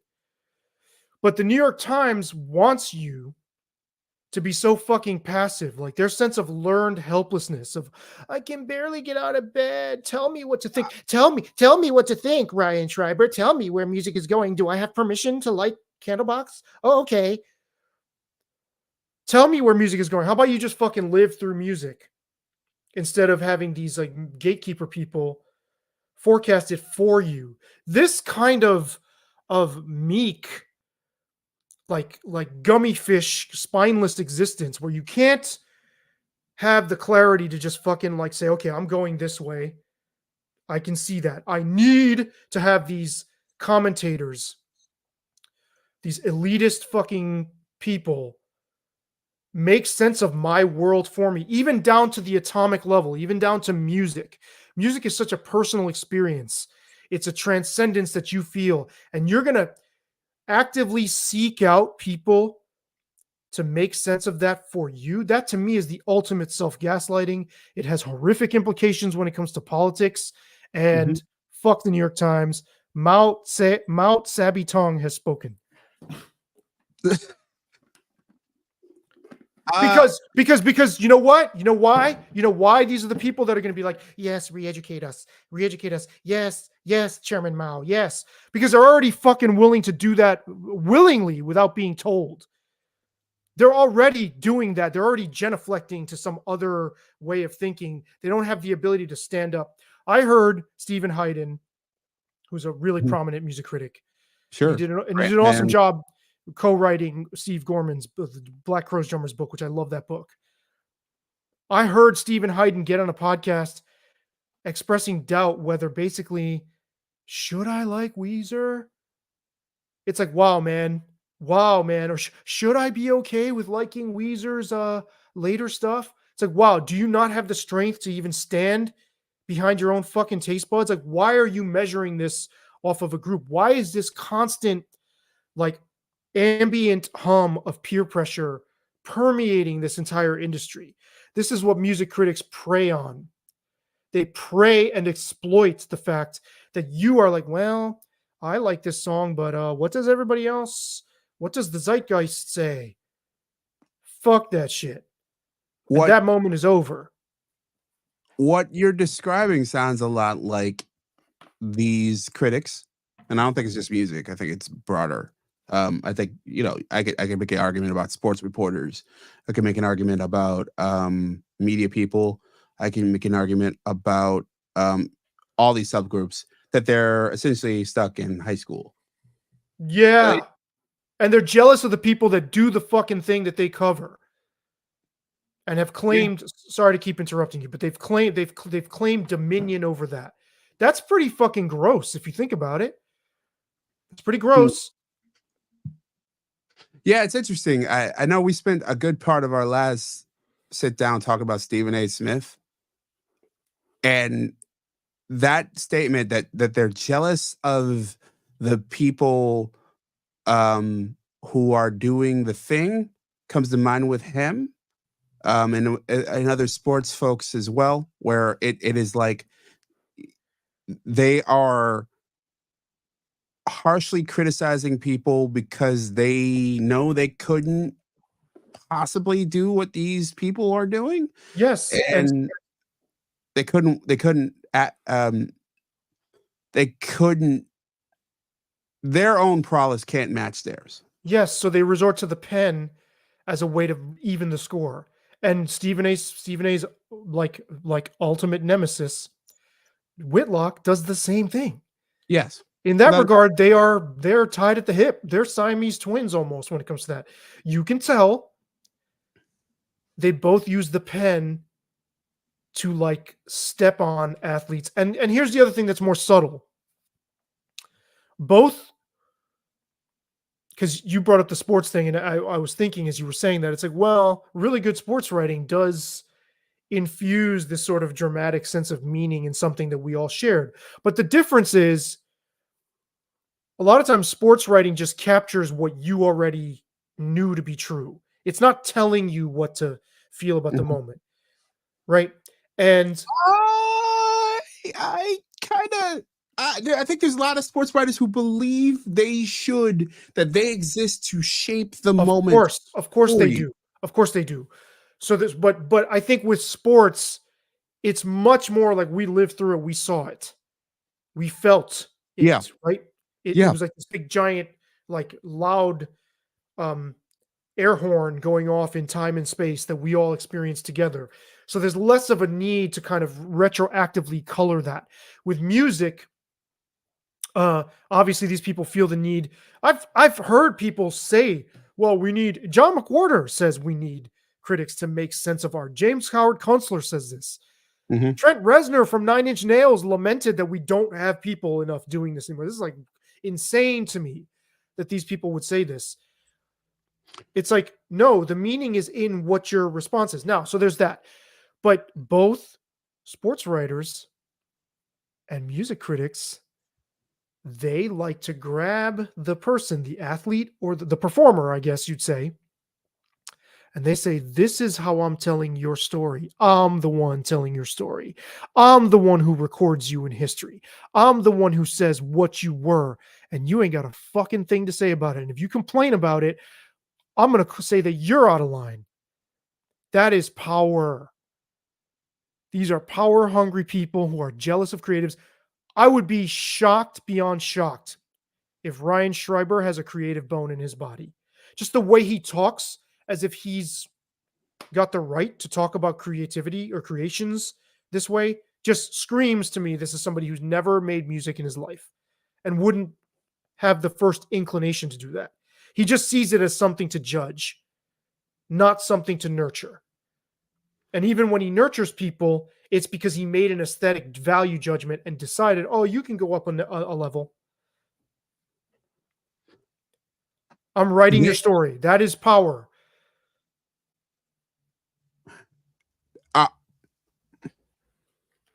Meaning or context? They would say context. I would say meaning. I would say they're Okay. usurping the meaning. They would So argue it's contextualizing. Karamonica, I think, even says that contextualizing. That's not what they're doing. They're creating a myth that they want us to buy into, and they're using performers, musicians, and athletes to prop up their myth, to populate their myth. And I'd argue it goes beyond that. Is that just public personalities? I mean, you're.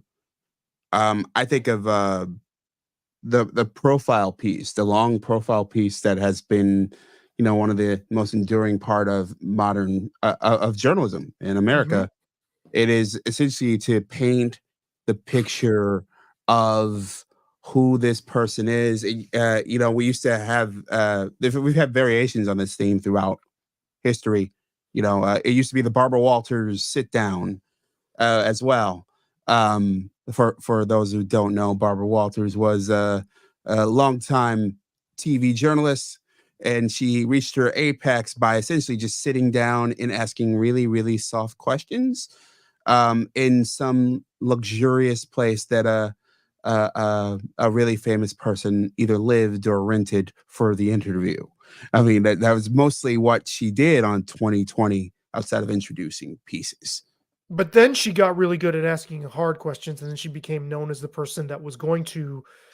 Did she really? That's though? how I see her anyway. Yeah, I mean, I would imagine you're a fan of hers, right? I can't imagine you're not. Not, I Really? didn't Okay. hate her. I didn't hate her. I didn't hate her. I thought she wasn't one of my favorites, but I didn't hate her. So you're more of a Mike Wallace, Morley Safer, Ed Bradley kind of guy. I enjoyed all three of those guys, but I wouldn't say that. I'm not going to besmirch her in terms of saying that she's beneath those dudes. I don't think she is. It's kind of like just a different flavor of ice cream. Ed Bradley and Mike Wallace in particular, Safer's I could sometimes I love him, sometimes I don't. But most of what I saw from Wallace, especially mid-range Wallace, and just about all of Ed Bradley's career, I really appreciate it. In fact, I almost got an earring because of Ed Bradley. How old? Around the time I met you. Wow. So we're talking. I was in my early 20s. So like Ed Bradley is someone in particular that I've adored, mostly because he could switch gears better than most journalists I've ever seen. Mm. There's this amazing one where he's talking to a guy who was on trial for murder, and he's just like he's listening. He's patiently. You can see the wheels turning in his head, and he's having this gut, and he just turned into like a Rottweiler for a moment. He's like, "Come on, Jack! You mean you didn't kill him? Like, what the fuck?" And then he pulls back, I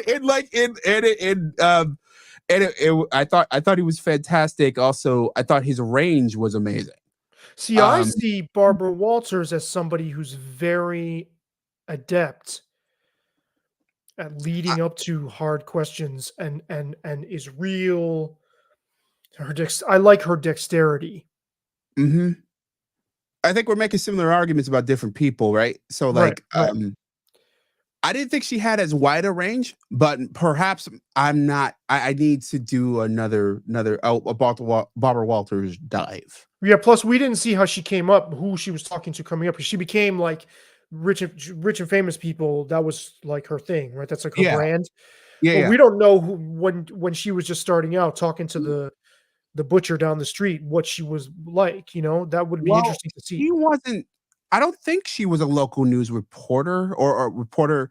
I believe I don't quite remember exactly, but I believe her career started on the Today Show. Okay. I think so. As a news reader there, I don't know. I don't recall her working at a lower market.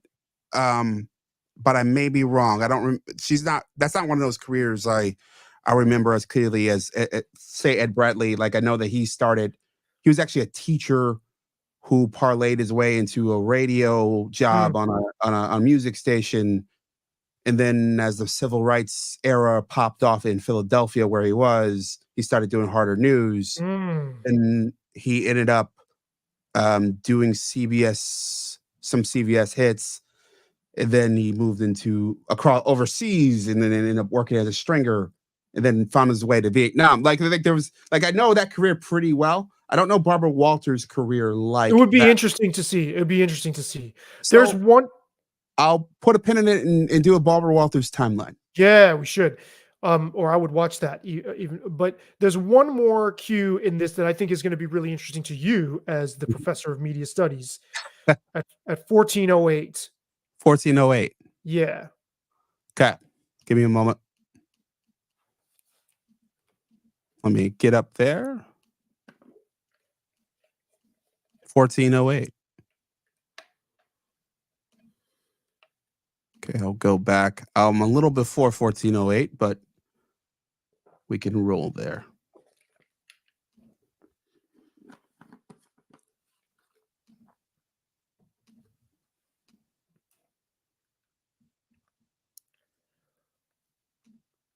In a concrete dusty floor in the basement on Blackhawk right in the south end of Wicker Park in Chicago. So what year are we talking? I think it was 2000. Yeah, early 2004.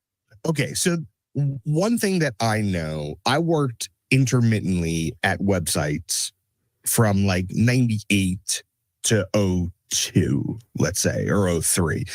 And one thing that I really remember quite vividly is all the money to fund those websites largely came from corporate concerns, trying to figure out how to publish on the internet successfully. That was the first thing. The second thing was then who's going to pay for it in the long run. Is it an advertising thing? Is it a sponsorship thing? Is it a subscription thing? Those are all questions that felt, even at the end of my run working at BET.com in 2002 or 2003, that felt.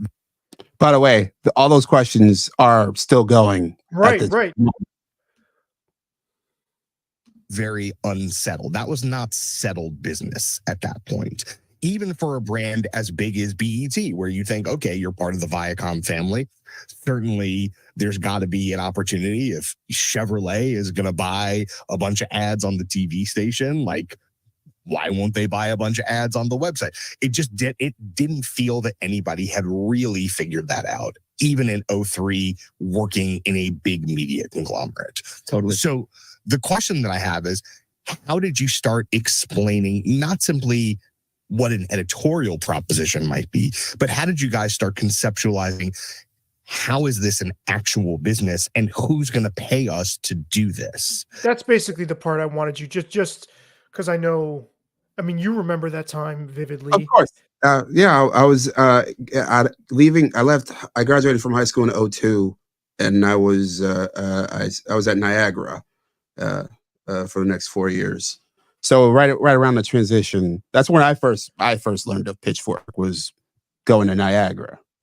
But There was such a sense of uncertainty in the air as to where all of this sure, was going for all media. and I don't think it ever left. Nope. Because I mean, I want to hear his response to that, but I'll give you a sense of what I recall from that time. Yeah, I'm really curious. What I recall reading in the media trades in particular was sort of this sense of the internet as enemy.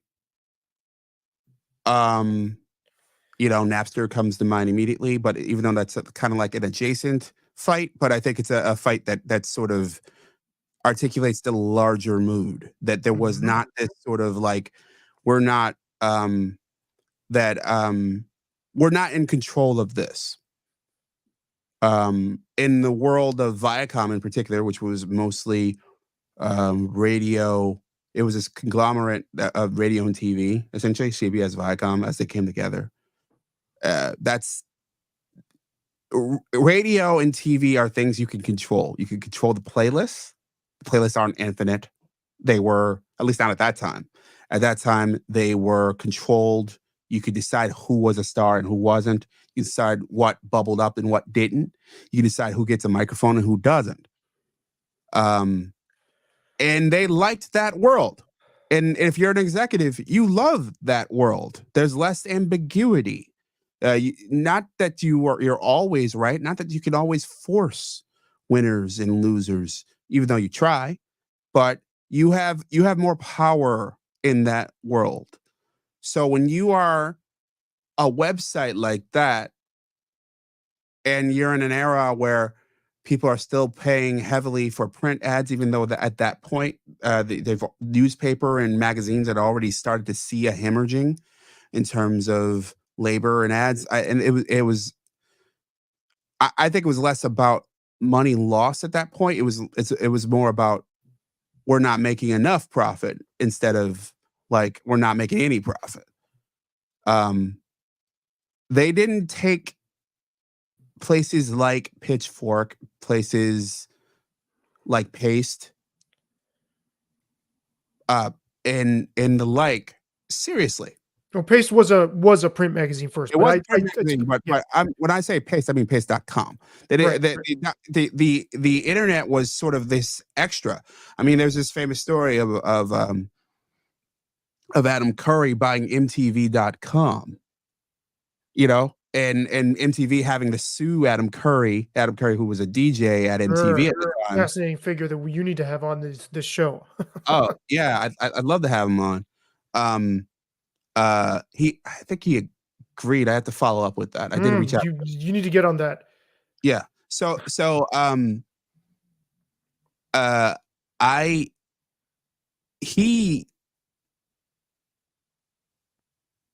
he was able to buy the .com because they hadn't even thought about it. It was not something that was on their mind, but that was several years before. At this point, we were just seeing the beginning iterations of what the media versions of media was, of this kind of media was. Mm-hmm. And it wasn't very creative. Nope. It was kind of stale. And yes, I think the initial Karamanka, who said that I know I'm pronouncing his name incorrectly, who said that it was kind of a guinea pig, places like Pitchfork. I think that's broadly correct that they were trying to see like, hey, can we actually hold an audience here? Can we gain an audience here? I think that's and what would drive audiences to the internet and different internet sites. I think that's broadly right. I just heard an anecdote. I don't remember who it was. It might have actually been Mike Florio who said that when Bill Belichick, and I'm rocking the Bill Belichick look today. Huh. Uh, On a Jedi, the Jedi mode. Let us know. Jedi side. when he did his press conference leaving the New York Jets, Mhm. he said something to like the reporters and people on the internet, and then the room of reporters laughed as if the internet was something not to be taken seriously. And it's like, oh, Mhm. look, just how much things have changed. You're talking about 2000. Yeah, and I mean, I know you were in a newsroom when I was saying to you that I sensed newsrooms were not taking advantage enough Mhm. of getting ahead and of the curve and putting exclusive content online. And then they tried to afterwards. I don't know whether it would have worked anyway, but it just felt like they just used their online platforms as just repositories for what was already in print. I'm like, nah, you got to use this you got to take advantage of this as a And they dynamic gave it medium. away for free. Yeah, I mean, I don't know if that they would have actually been forced to eventually, but yeah. No, they did. I mean that was part of the problem. I do think that there was early on because newspapers in particular were profitable, and magazines were profitable because of a combination of ads and subscriptions. Like a lot of podcasts are going in this world where it's Right, how strange things are going back to sort of where they were Yeah. in different but echoes. There's only so many levers you can pull. And that's another thing that echoes back to Adam Curry, because he's working on actively another lever that he wants people to be able to pull. But when the first story started appearing on, BaltimoreSun.com or the DemocraticChronicle.com or NYTimes.com, it was initially free. I remember looking at these sites as a college student, and most of them were free, or they would give away the first 10 to 20 articles. And, unless you're hardcore, you're not going to go any further. And not doing anything to entice you, not creating a new experience Yeah. in this different medium, not seeing how alive the medium would eventually become. Well, there's a theory that I heard, I forget who said it, that the talent that at one point were leading media projects, the MBAs, the people who would have ended up the next generation of media founders didn't go into media. Mm. They went into tech. Mm. That they saw the two worlds. This world was way more exciting and you could make way more money. And so they went that way. And the people who were leading these outlets realized that they couldn't see the future. They struggle with seeing the future. What they see is what other people are doing, and then we're just going to like put our spin on it in that only. So what happened was they saw places like Pitchfork, who were mostly ad supported, and they were successful. They're like, we're a bigger name. We'll put our stuff out there. We'll put ads on it. We'll make all the money back. And they didn't see the whole, the whole landscape. They saw just that piece of things. Yeah, I mean, and I do think that on balance, Pitchfork has contributed something, has left behind something very positive, in spite of everything that I've breathed fire on it. It's the fact that we have this archive it's like, let it live, like that. It's fascinating. It was important. Blogs played a big role in that era, and hopefully it won't just be swept to sort of like the dustbin, which it seems that's where it's headed. But I think that a lot like what we were seeing with the newspapers, music critics are having a hard time understanding that the paradigm that supported them is dissolving. They're like standing on thin ice, and they need to adapt to a different model in order um to have a voice in culture that a lot of people engage. And I think there are ways to do that. I don't know what all the answers are, but I think more of them need to reach into what they offer that's unique, instead of trying to steer everyone to work to steer everyone onto the same track in the way we look at music. We see that across media now.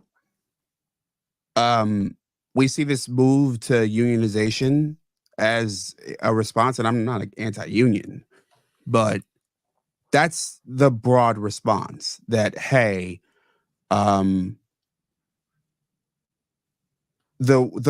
sands are shifting under our feet, therefore let's just fight for the sand. Mm-hmm. Not switch to a different model. There's a few people experimenting with different models. I mean, Puck is one example of that. I don't know if you're familiar with Puck, I'm familiar, yeah. but where if you work there, it's not just profit sharing. I think you own a piece of the company. And together, everything's behind a pretty strict paywall, and that's one experimentation. I think that we need to see a lot more to figure out what works in this era. Yeah, And and I then, think this is tapping into like the response to the merger and all the apprehension we've heard in that. I think it's tapping into a couple different things. It's like, well, how am I going to be able to make a living doing this? But more abstractly, is there room? Is what I do valued even on any level to be relevant at all? And I think that's the underlying apprehension behind the response. It's like, why can't we go back to? But this is the thing. Pitchfork killed off what came before it. Mhm. It's like the railroad did for the horse and buggy, and then the automobile came along. And you know what I mean? Like it's so strange to me that people don't anticipate, well, this is not going to last. We're going to have to adapt, or we're going to be killed off too, because it's survival of the fittest in a way, and when the environment changes, you have to evolve. I'm just hearing this sense that it was always going to stay in the present. How is Yeah. that possible? Yeah, I think that's a really apt description in that Pitchfork did kill off Zine World. They killed off and not just Pitchfork alone, but Pitchfork and places like it killed off a lot of these smaller, more narrow magazine worlds that did exist before it, that in the post Rolling Stone world, but not quite the behemoth that the mini behemoth that Pitchfork became. Mm-hmm.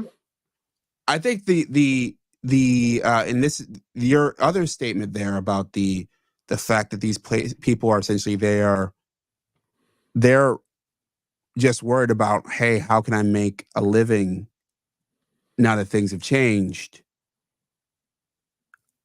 is the bigger problem. It's the my overused metaphor is lack of depth perception. Mm. It's a metaphor I usually make about poverty, and I think this is happening to more of our society. We're just worried about what's in front of our face. We're not worried about the larger horizon. So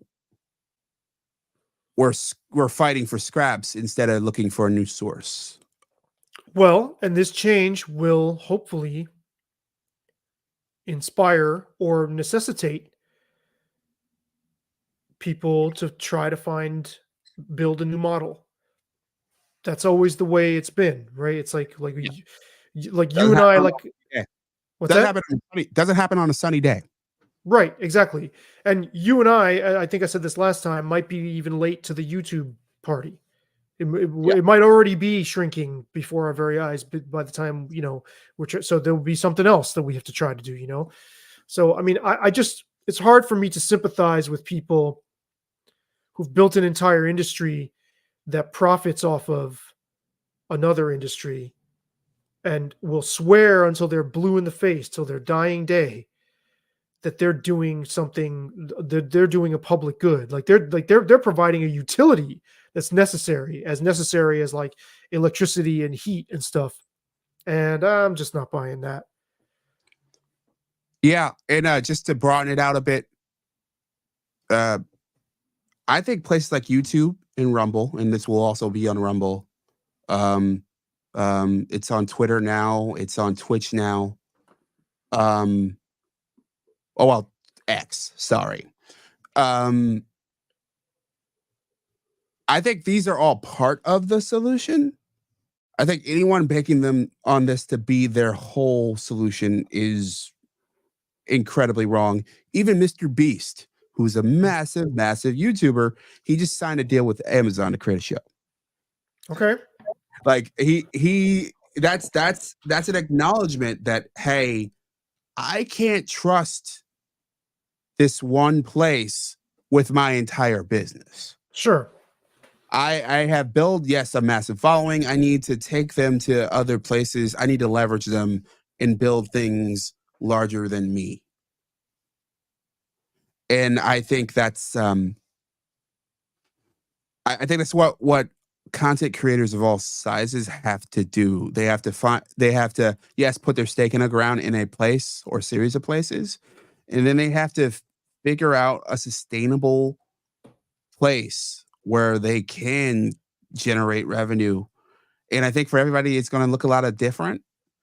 And honestly, I think it's going to look a lot like the zine world. I think it's going to look a lot like the old world of newspapers prior to in a yellow journalism wage. Wow. Yeah. Micro local or a hyper local microbrewed Yes. journalism.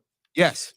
And people are going to have to be pragmatic, much as Schreiber and his CEO there. That's a part of the story we didn't get to. I think that character is a lot more interesting to me, because I mean, he basically walked in. There's a really funny moment on the podcast where like he reaches out to Schreiber and Schreiber like hires him sight unseen over the email, and he's like, whoa, I got to meet you first. Like, I'm not just gonna like take this, because Schreiber heard something in him. It's like, wow, this guy is with it. He made them a respectable operation. It sounds from the way they tell the story pretty much overnight. And that's the thing. Content creators are going to need to be pragmatic and try to keep one foot in independence and one ear open to making deals with these larger commercial entities and try to walk that line. You can't have this purity sense of like, well, no, somebody who's doing it entirely on their own, they're pure and fuck corporations and blah, blah, blah. I mean, Pitchfork itself evolved, and I think a lot for the better. This is where I would actually, the people who are like beating them up saying they just turned corporate and they just got lame. I don't think that's true. I think there was a sort of a sweet spot there where I thought they were doing really great work as a result of having a larger corporate budget and still being somewhat true, just a little bit more flexible in their whole ethos. But yeah. And look, I think the world is going to be a better place in spite of everything I feel about the what music critics do at the core. I still think having more voices discussing music, and guess what? There's never going to stop being an appetite for it. Somebody's going to figure out a way to monetize it. So that's so great. Yeah, I want to hear a bit of his explanation of how he monetized this, how he tried to legitimize it, if you don't mind. Not at all. I don't know where. Well, actually, that's next. That's Next. coming up. Yeah. next, Yep. so Yep. Give me one moment.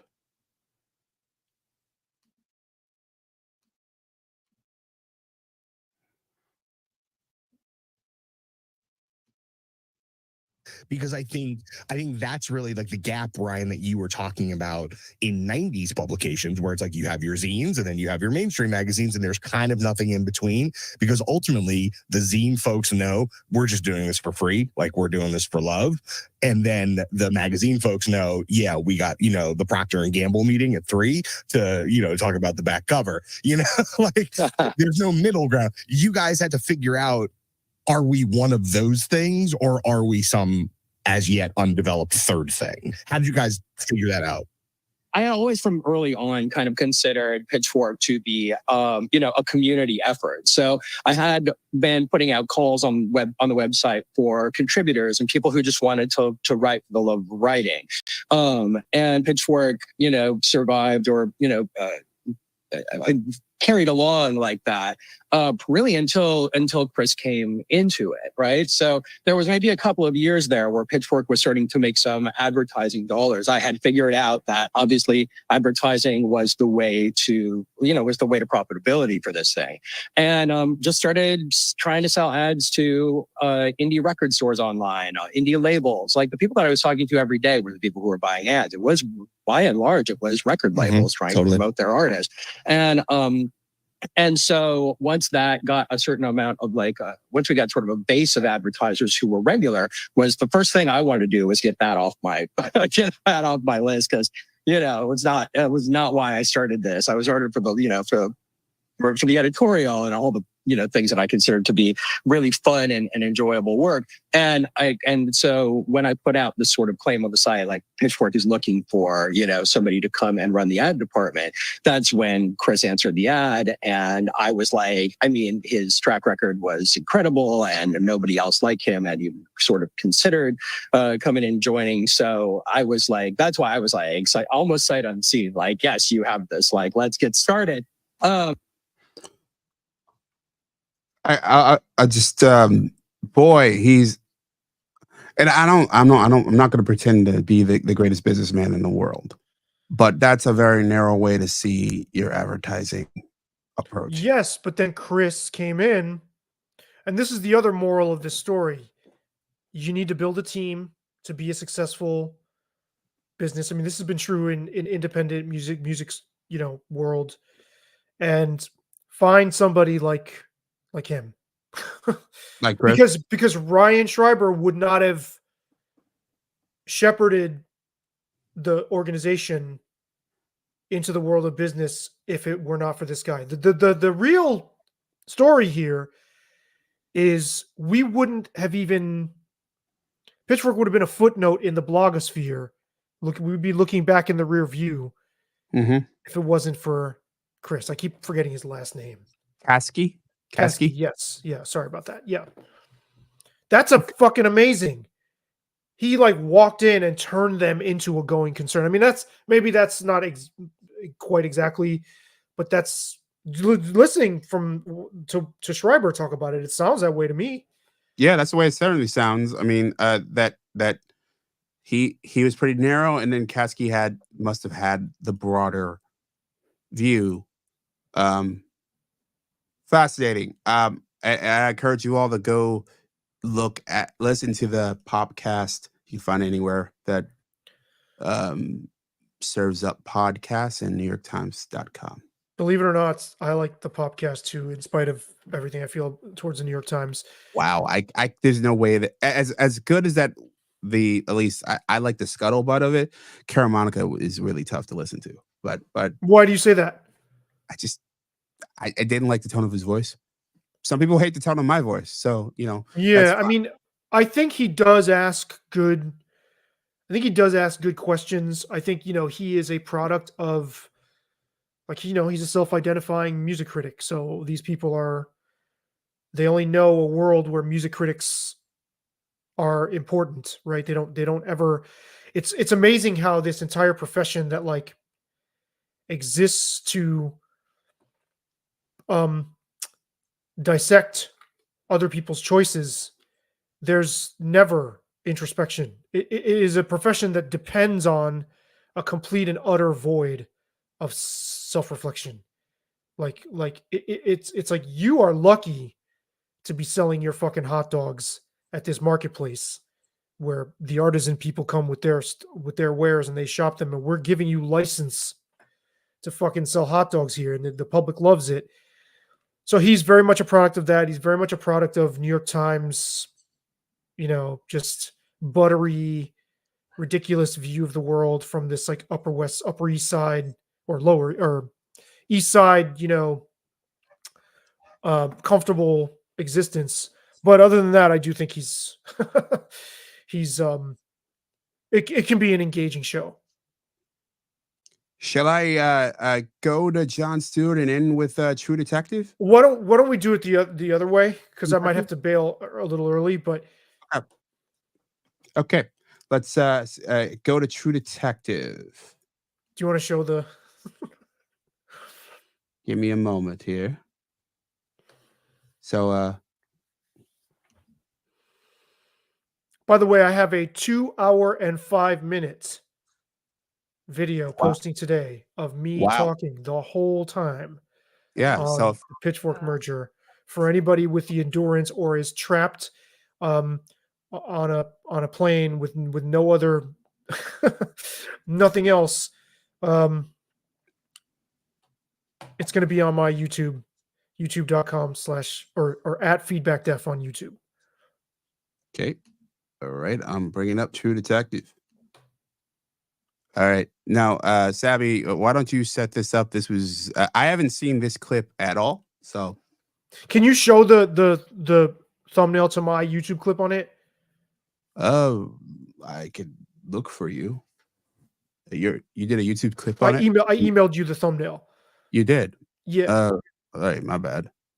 Or you can just I can just email you. I can just email you the link to the clip, or I can just send it in the chat. Yeah. The link to the yeah, clip. drop it in the chat.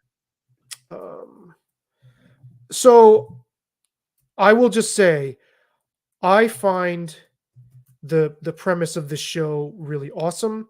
The setting, the story, the fact that it's set in Alaska, the fact that it's set in this remote northern region that for 2 months out of the year there's like darkness. It's nighttime. It's permanent night, or it's nighttime for 2 months. There's no sun. The fact that they're trying to bring in these Inupiaq communities,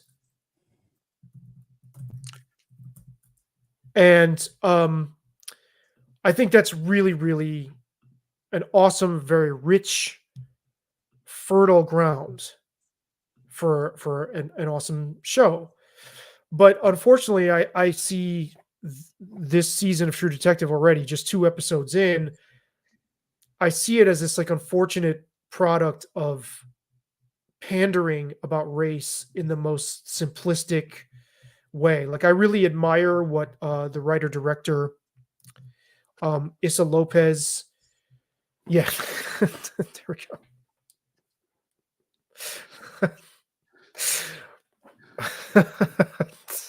That's what I do with all my TV movie stuff. Like I make thumbnails like that.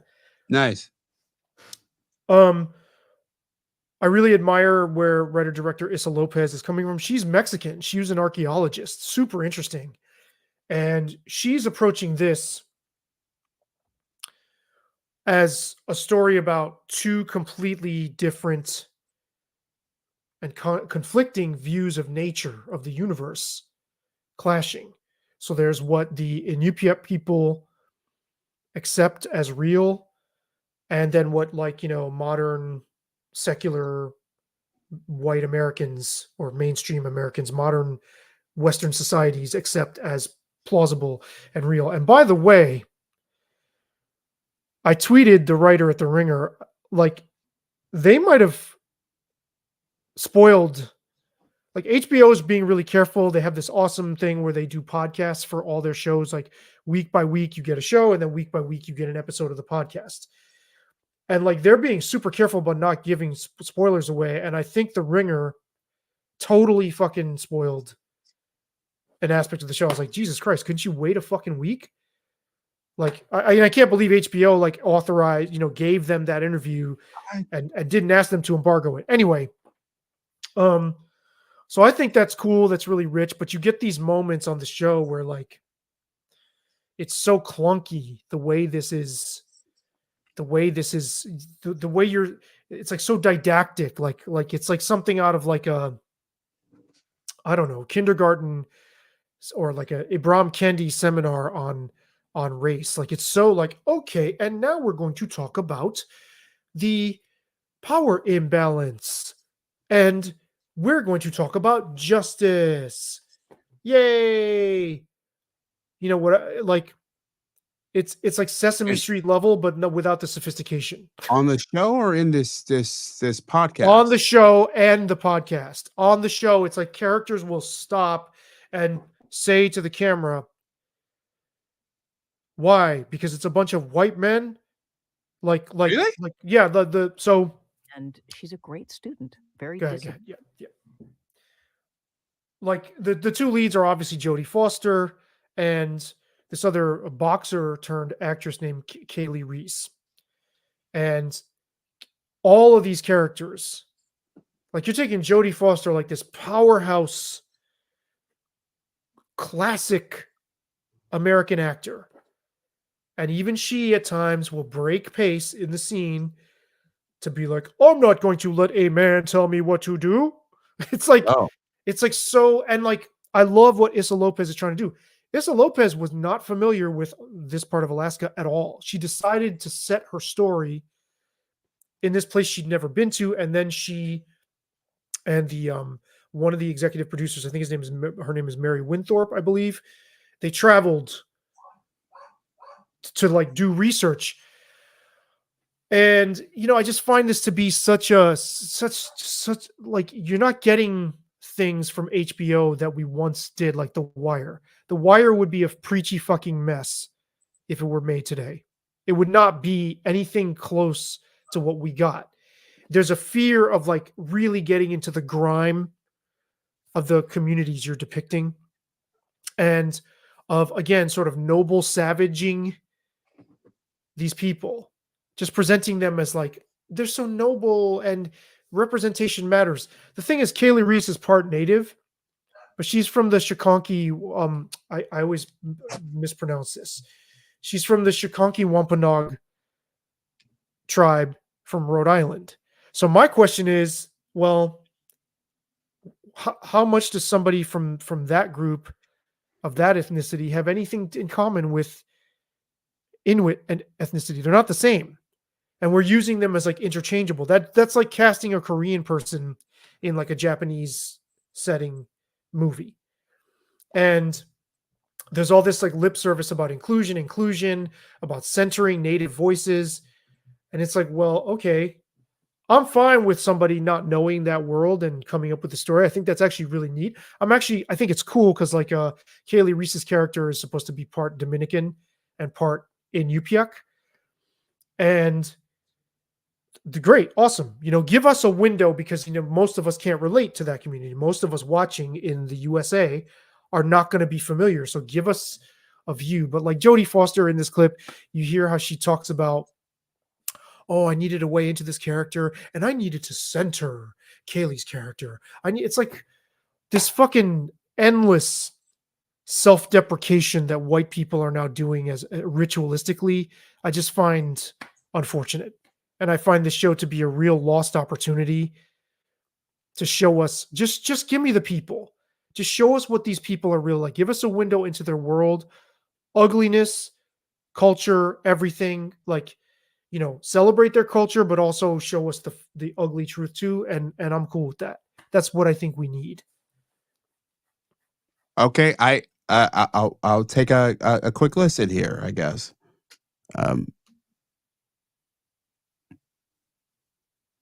and she's open. I think that's her best quality, is that she's open to learning. So I really love her and admire her, and she was just a great partner. So when kisuk watasuis mikunanog, nutamasi konkenwapa naak, nutamas nipmunk, nutamas Cherokee, nutamas Cape Verde Islands, Nataya Providence, Rhode Island. Hello, greetings. My given name is Many Feathers, Many Talents, also known as Kaylee Reese. I am a member of the Sikonken Wampanoag tribe with lineage to the Cherokee and Nipmuc tribes, as well as rich lineage from the Cape Verde Islands. And I'm originally from Providence, Rhode Island, now residing in Philadelphia. Okay, you can stop it there. Oh, wait. To go? Yeah. Radiates. She may be newer to acting, but she hasn't allowed that to be a hindrance. I'm a little bit of a newcomer in this industry, but I am a 6-time world champion boxer in 2 weight divisions. What really drew me to this story and drew me to this character was just the way that Issa Lopez, she was so articulate in the way she created this story and had these 2 very prominent characters. Navarro's such an onion that you can't peel layers back, so I wanted to know who this character was.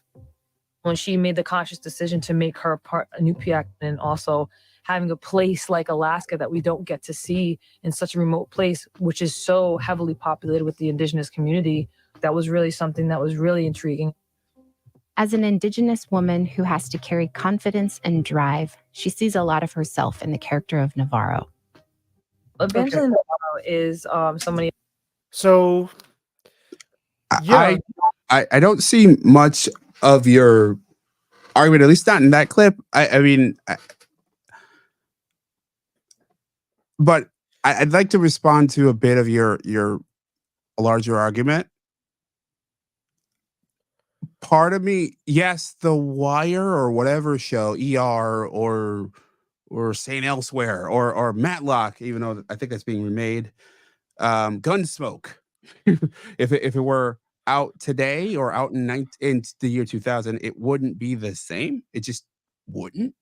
So yes, while I do think this sort of like preening obsession with representation is a thing, and at times it can be pretty annoying, I do think that it's a thing of an era and a time, and in different eras and different times you have different obsessions. Like there was a certain point post 9/11 where TV shows would you see this in The Sopranos even, where you would there was this sort of weird patriotism play up that would sort of come out of nowhere. I think the difference is kind of fundamental in that a lot of this was sort of structural in terms of what they were pushing for. There's structural changes in these shows and the kind of things that they talk about and the places that they go and not go. I think that's the thing, at least to me, that is different. Yeah. Can I see your face bigger? Yeah, sure. I love that the movie Prey, the latest in the Predator franchise, was set on the plains, and I love that was like that was remade with a native cast with the Comanche, right? I think it's cool that the new Marvel miniseries Echo, they like involve the Choctaw community. Here on this show, they involved the Inupiaq like advisory book council or whatever. It was filmed in Iceland because Alaska doesn't have the infrastructure that supports filming, but they went up there, they talked to these people. And I love that we're getting windows into places we wouldn't have gotten before, but it's told in this really candy-coated way. And the host of that podcast is in Inupiaq herself. She's from Nome, Alaska, which is the town that the True Detective season 4 is loosely based on. And it's like, even just listening to her talk, it's like, well, because Kaylee Reese is Indigenous, that automatically confers some kind of, you use the word preening. And if you listen to the way Reyes introduces herself, people now introduce themselves not just like, hey, I'm proud of my heritage, right? Like, I am this, I'm this. It's like they are aware that wearing it as a badge really loud, it gives them a glow. You can hear it in her voice. Like she's glowing with the sense of, oh, I know that just because I'm this thing, you automatically view me as virtuous. And I think that's unfortunate because, and listen, Kaylee Reyes is a boxing champion. I don't want her to beat my ass. She easily could. She probably would. She easily, we know she could. But it's like, I wish, what I'm saying is it makes it narrower for her, an actress of her background. She has less room to express herself. I want to see a character with more dimensions, not less, based on your ethnicity. I want to see everything that someone from your background could be. Can we really see? And she does have something interesting because she's really imposing, but she's got this real sensitive face. I think that was a cool contrast, but it's like, come on, man. Can you give us people? I mean, that's not even her fault. We all know now that we can be rewarded for wearing my ethnicity on my sleeve. Like, yes, I am this. And I just think it's unfortunate. And it's too bad because what Lopez is trying to do is really, really, really cool. It could be an amazing show. I also think it's funny that Lopez made her part Dominican. Her name is Navarro. Every time she says her name, she says Navarro. She like rolls the R like in the super exaggerated Navarro. It's like, okay, I fucking speak Spanish. You don't have to play it up so much. I get it. Like you're like wearing your culture on your sleeve. You don't have to play it up so much.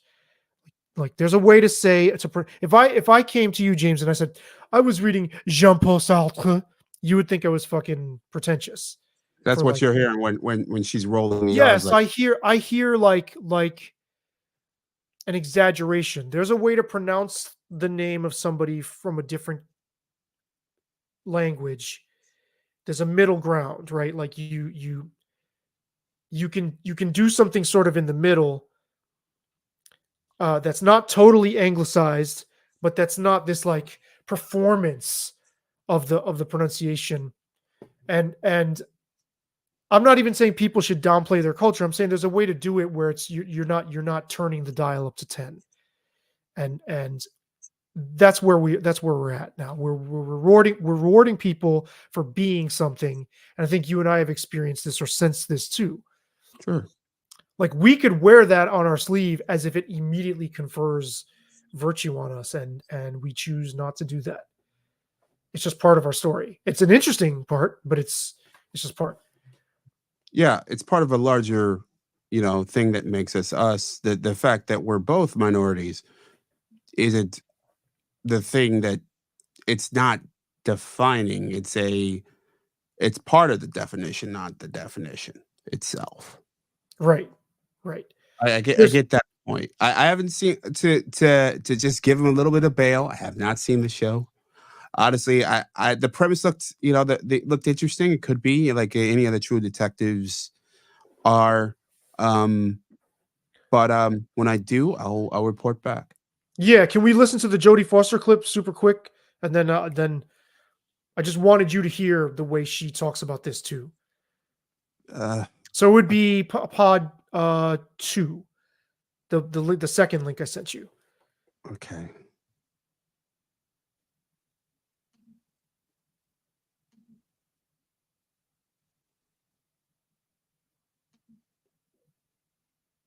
Give me a moment here. Sure.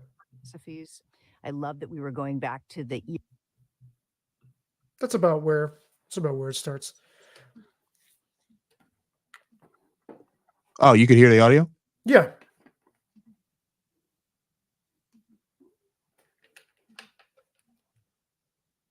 Interested in the script itself and in the ideas behind it, the depth of the thoughts and philosophies. I love that we were going back to the eeriness and almost an unexplained spirituality to it. I loved that the native voices were centered and that it really was their story. I guess I tend to veer towards strong women. I find them more interesting. And I do pick people that are on a solitary path, that have a difficulty connecting, and that have sort of inner turmoil. I don't know why I keep moving for that one, but I feel like that also works really well with the True Detective franchise. I did go about saying, I just don't feel like Liz Danvers is necessarily me, and it wasn't quite right for me. And I felt like we needed to reverse engineer her and make sure that she was the character that was supporting Kaylee's character. So the native voice, Kaylee Reese, she plays Trooper Evangeline Navarro, who's kind of torn between two worlds, mixed race person, half Dominican, half Inupiaq, torn between. I hate the music choice and the here. present, and a kind of intuition and a spirituality and a very concreteness. And so I wanted to figure out a character that could support that and could make sure that that voice was central and make sure that I was helping to tell her story. This is awful, Okay, you can stop there. Okay, I can certainly see more of the on some level a bit of condescension that where I could feel from that one more than the first one. I think I'm less upset with it because I've just listening to the volume of actors talk about their roles. Saying shit like this? Yeah. It's sad. Well, it is the perspective of most active actors. That kind of a lot of them would go to this Performative lip service? Well, I don't. The tap dance? Shuck and jive? I don't know. I'm not sure what I would call it other than, lip service kind of makes sense. I wouldn't necessarily say it was so much shuck and jive, only it was more.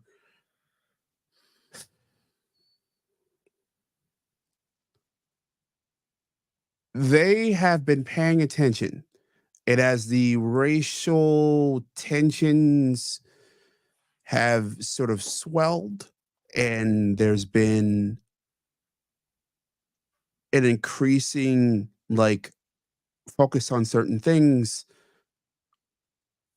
like understanding white privilege and things of that ilk. I think many of them have totally bought into it and they not just bought into it, but they have implemented it into their career choices. Add on top of that the actor default of liked, and wanting to save their career. Not just save their career, but wanting to be not handling rejection well, not handling the veneer of rejection, even if it's not actual rejection. So I think it gets heightened when you hear that from a lot of actors. That's what I heard there. Once again, I'm not as vehement on this one with you, but I understand where you're coming from. Well, I mean, it's certainly not an exception. I mean, it's we're drowning in this. No, I actually like the idea of centering the story around Inupiaq characters, which they actually didn't. I mean, they kind of did. Well, they did, right? I would think by making Jodie Foster the center of the lead, you would not. I mean, this doesn't sound like something like Reservation Dogs. I don't know if you saw that show. No, I haven't. No, it's not. That's the thing. But I mean, I like that this show is an exploration of these two different societies that overlap in this one place. And so, I think it's cool that they show these interactions, and it's a small community, and there's some white people and there's some Inupiaq people. But they didn't center this other culture. Jodie Foster's on screen a lot. In fact, I mean, she's almost the main character. Okay. And so you're saying this one thing, and also I don't think you need to necessarily cast people all the time as the thing they're playing, but you're saying this stuff about inclusion, and at the same time counting on our ignorance and our lack of awareness in the subtle distinctions between native groups. And you're casting this woman from a native population that's from Long Island, people that are indigenous to Rhode Island, that may have very little, if nothing, to do with this other people from the Arctic Circle. Well, let's back up a bit. Let's back up a bit, though. I think you hit on a very interesting thing I'd like you to elaborate on. I think a lot of people feel like you need more, like if you're going to have someone be a deaf person, look for a deaf actor. If Gay actor needs to be gay role needs to be gay actor. And I think I think it's a little overboard. I do too. Autistic on the spectrum needs to be on the spectrum. I do too, actually. But like, how far overboard do you see it?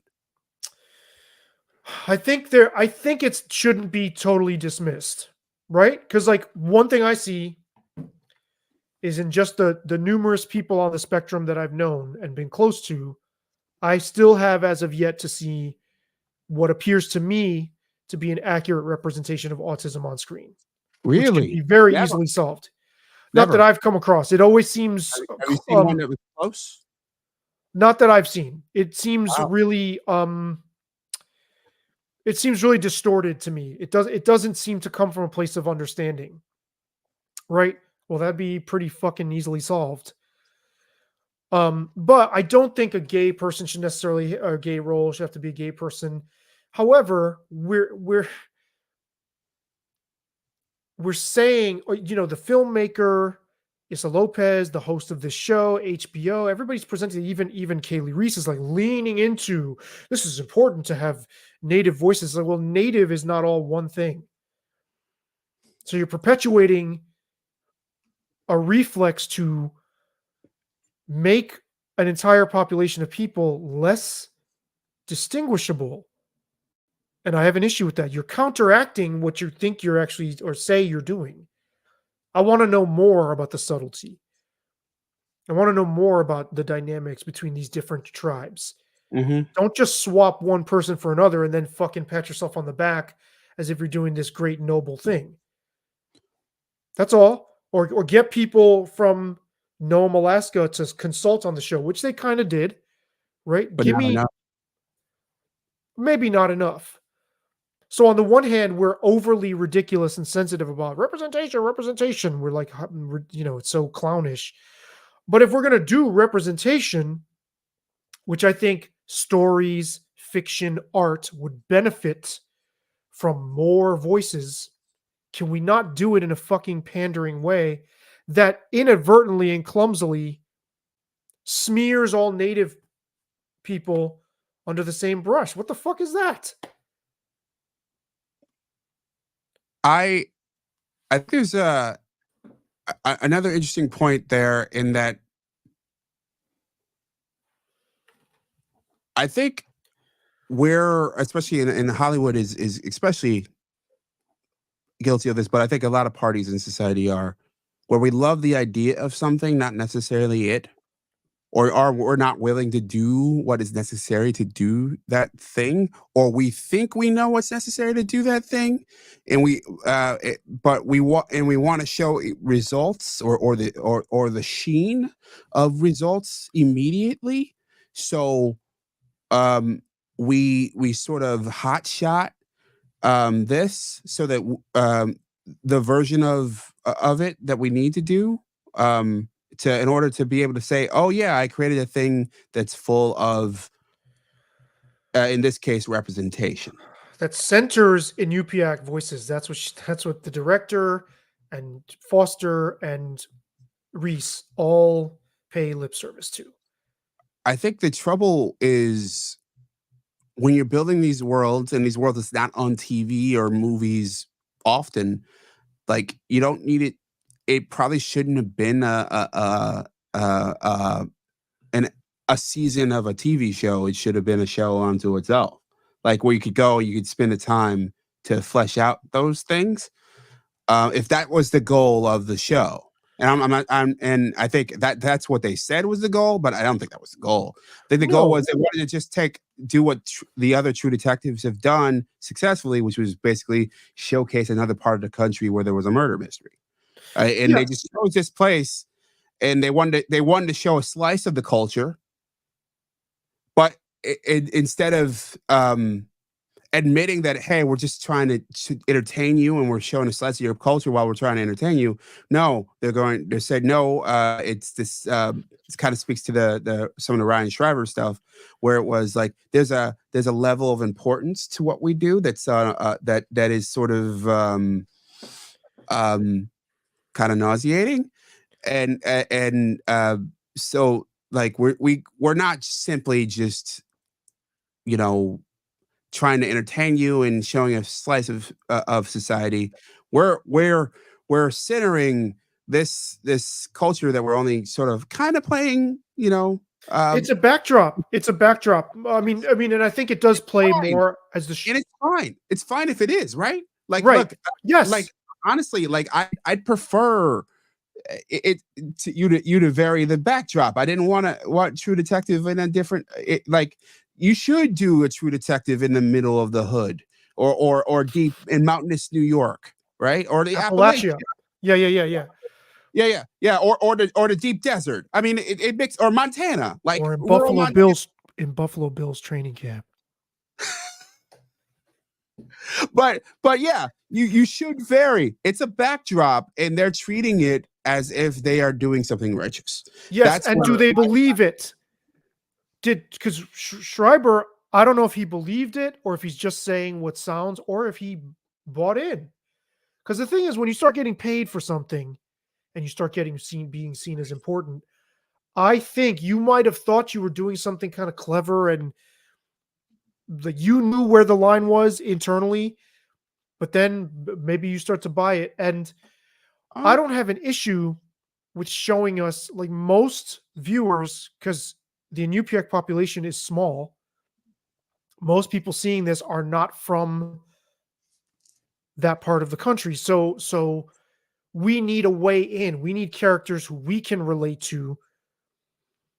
And I'm fine with that. I totally agree with you. I think they're overplaying it a little bit, and it's unfortunate because they're counteracting what, like, if you really wanted to show us more of these people, you wouldn't have such a, it's like you feel like I'm being walked through a museum, right? Oh, and the Algonquin people, they liked to sew and do this, and it's like, it's a very sanitized view. I sent you a link of my Substack piece that I wrote on the movie Prey, which I enjoyed, but I thought it was a really interesting and somewhat unfortunate choice that the predator monster is basically stalking and killing a bunch of kids, Comanche basically teenagers, where in real life, the Comanche were incredibly the fiercest North American native tribe in history. They were big on conquering, exterminating, and raping their way across the continent. They did this with other natives. They did this with white people. They held out for 100 years. The reason why the USA is like the eastern coast, the east and the Midwest, and then the West, is because the Western settlers had to push through the plains, which the Comanche like ruled. Like, we didn't have a contiguous USA because of these people. And the violence level that they were like totally comfortable with is, we don't get that. You hear the cast and the crew of Prey talking about it in there, and you think they're fucking playing patty cake out there until evil white man showed up. And come on, man, like I think people will be more interested in native cultures, and I think Americans, we need to find a way to re-engage and reintegrate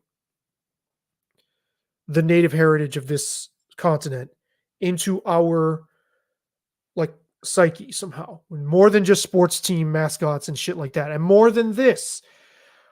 But I want to know the truth of who were these people. Give us the fucking truth, right? Like stop making them seem like noble savages, because that's gross and condescending, and it's not going to get us anywhere, right? If oh shit, if like you saw real representations of like depictions of the Comanche on horseback, like raiding a village and killing people, I bet you a lot of dudes would be like, oh, that's fucking interesting. I want to go check that out. Yeah. Like they did in Scarface or something, right? Sure.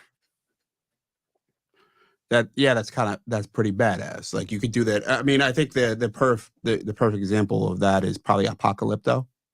And from what we gather, it's relatively accurate, the depiction that Mel Gibson did of that tribe and of those wars. From what we know, I mean, I don't think anyone knows for certain, Right. but was pretty badass. Like it looked like these were, and it did incredibly well when no one thought it would, because it was a badass violent thing, and I think dudes dig violence generally. Not all dudes, but most. I mean, and not just dudes. I mean, Shout out to Jesse Lee Peterson. not all, but most. And women love listening to true crime, which I don't fucking get that. I just don't get it. But there's a huge female true crime audience. I mean, I understand why it is. It's the biggest genre in podcasting. And do you have the analytics on how many women?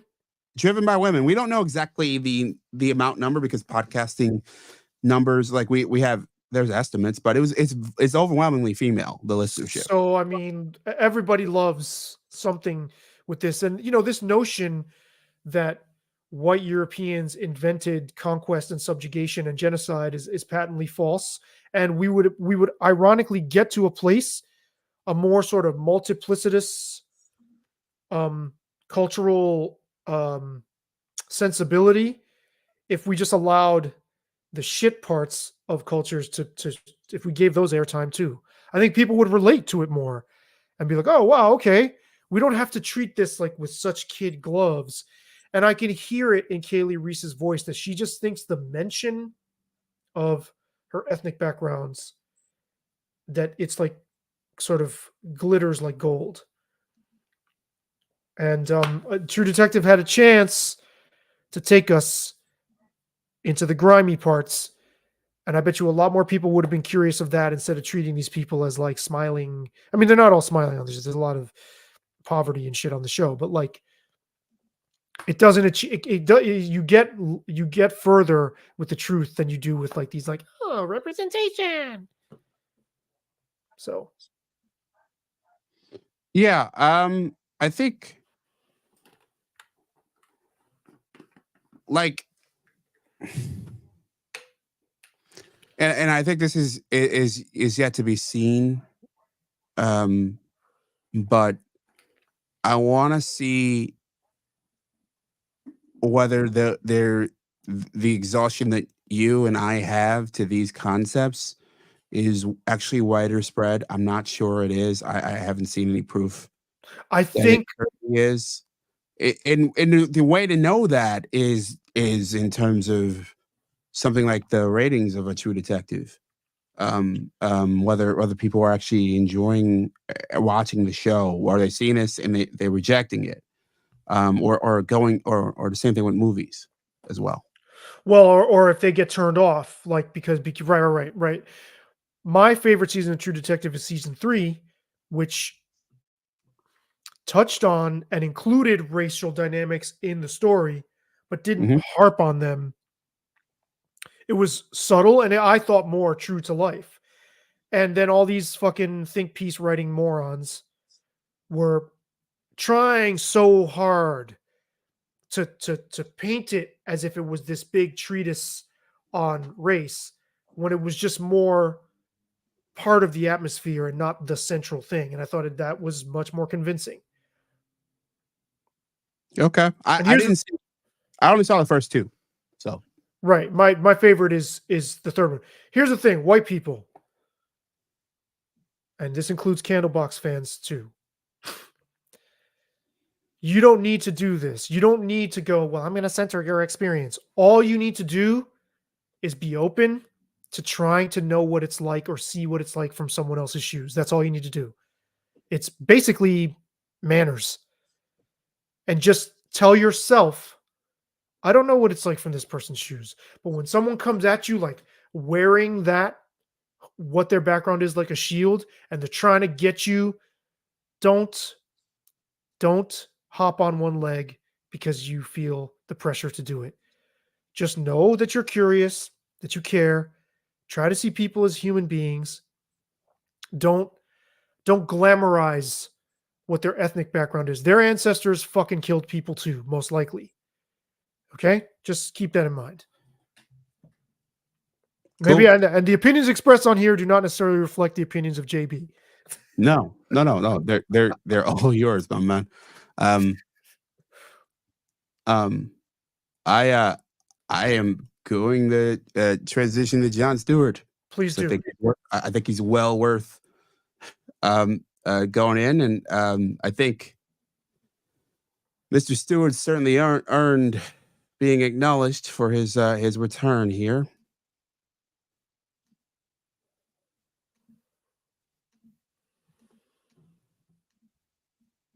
And he's related, to some of it. Yeah, go on.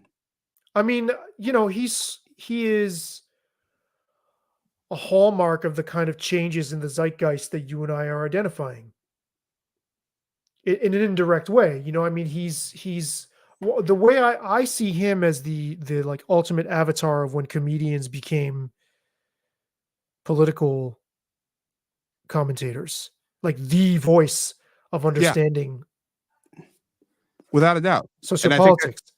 And I think that's a good lead here. Look, he dominated his lane. His show was never number one, never sniffed number one. Like Letterman and Leno, far larger. Conan was larger for most of his run too.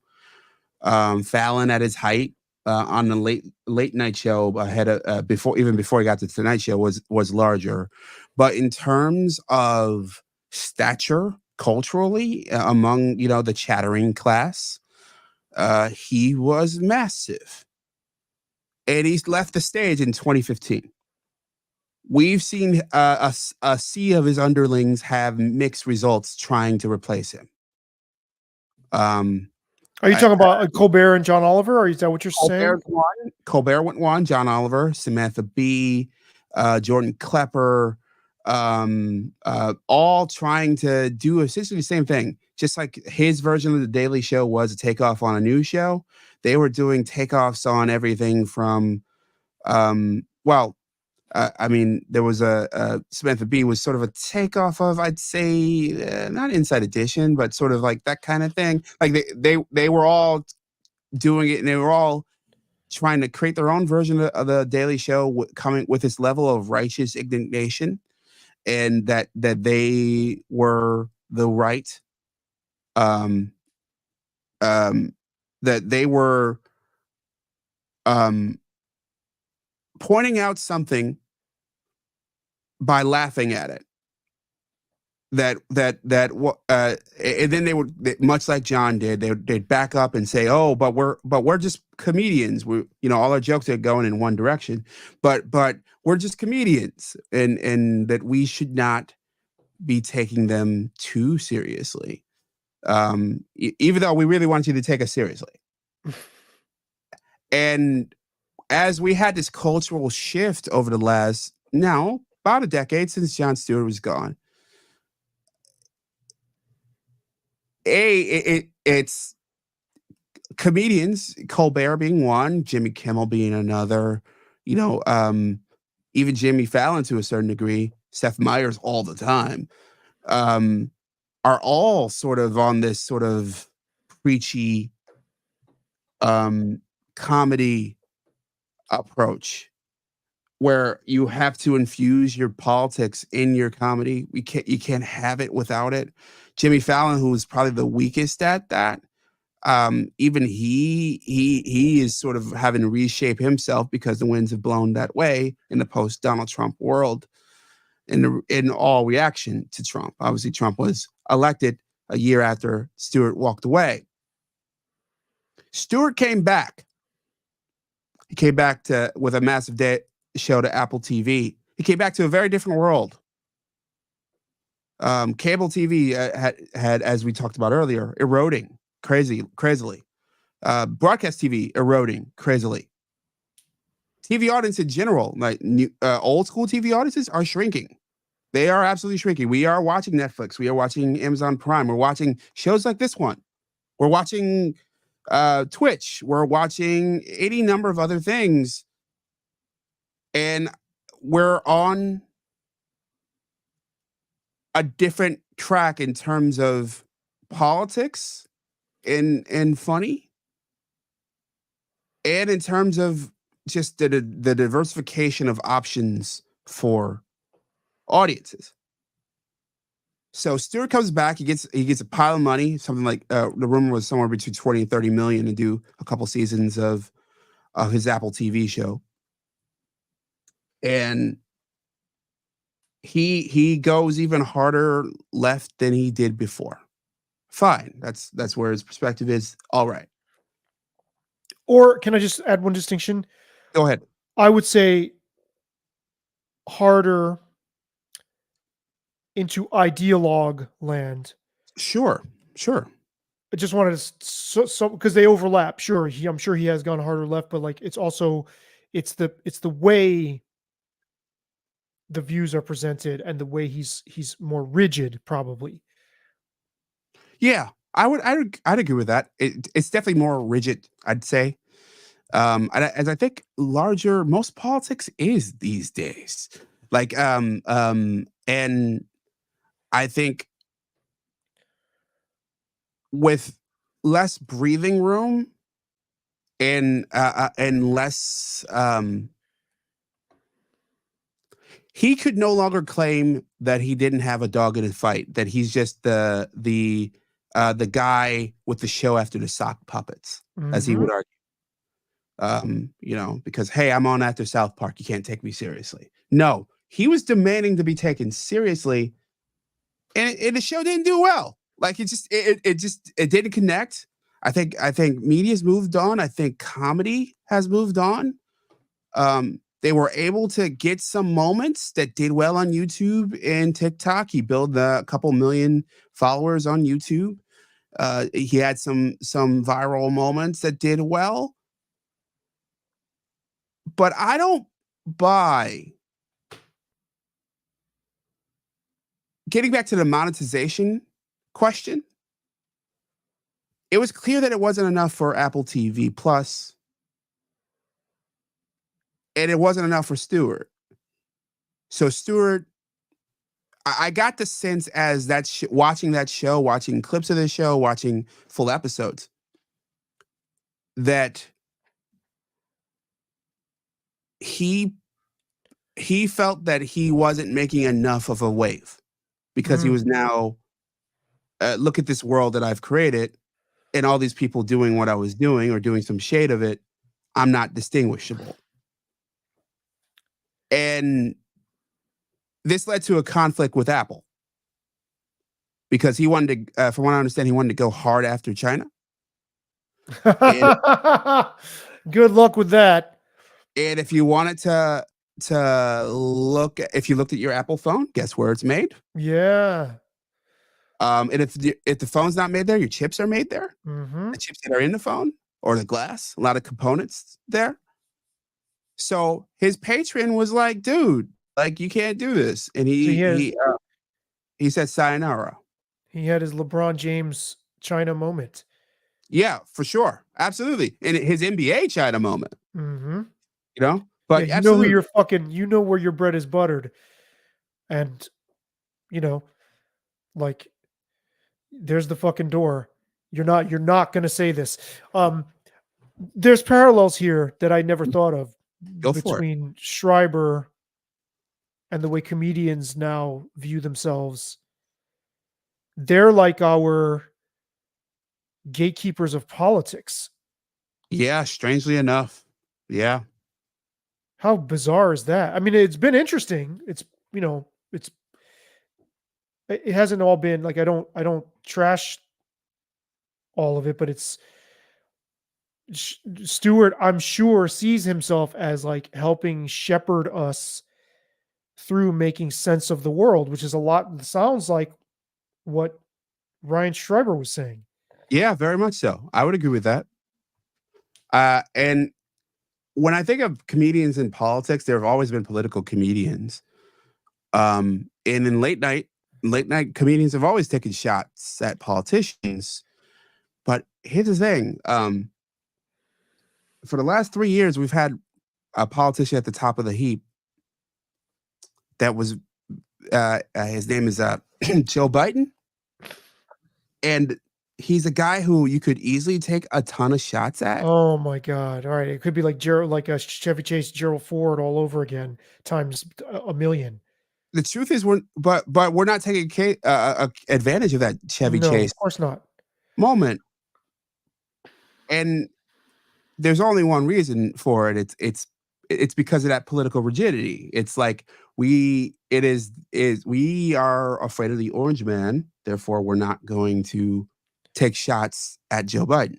Therefore, we'll gaslight ourselves endlessly into not being able to see that the person in the presidency is ailing and has dementia and is not fit whatsoever to drive a fucking golf cart, much less steer the country.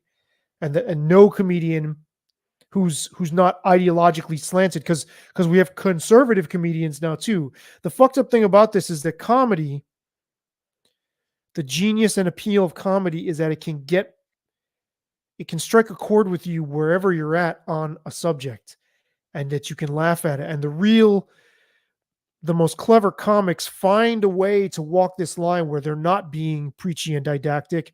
And now all these motherfuckers are signing up for that. Not all of them, but a lot of them are. I do think that's true. Primetime Alex Stein is one, although I think he's more goofy than funny. But I wish I flipped my two bullets here, but because I think your thought fits there very, very well.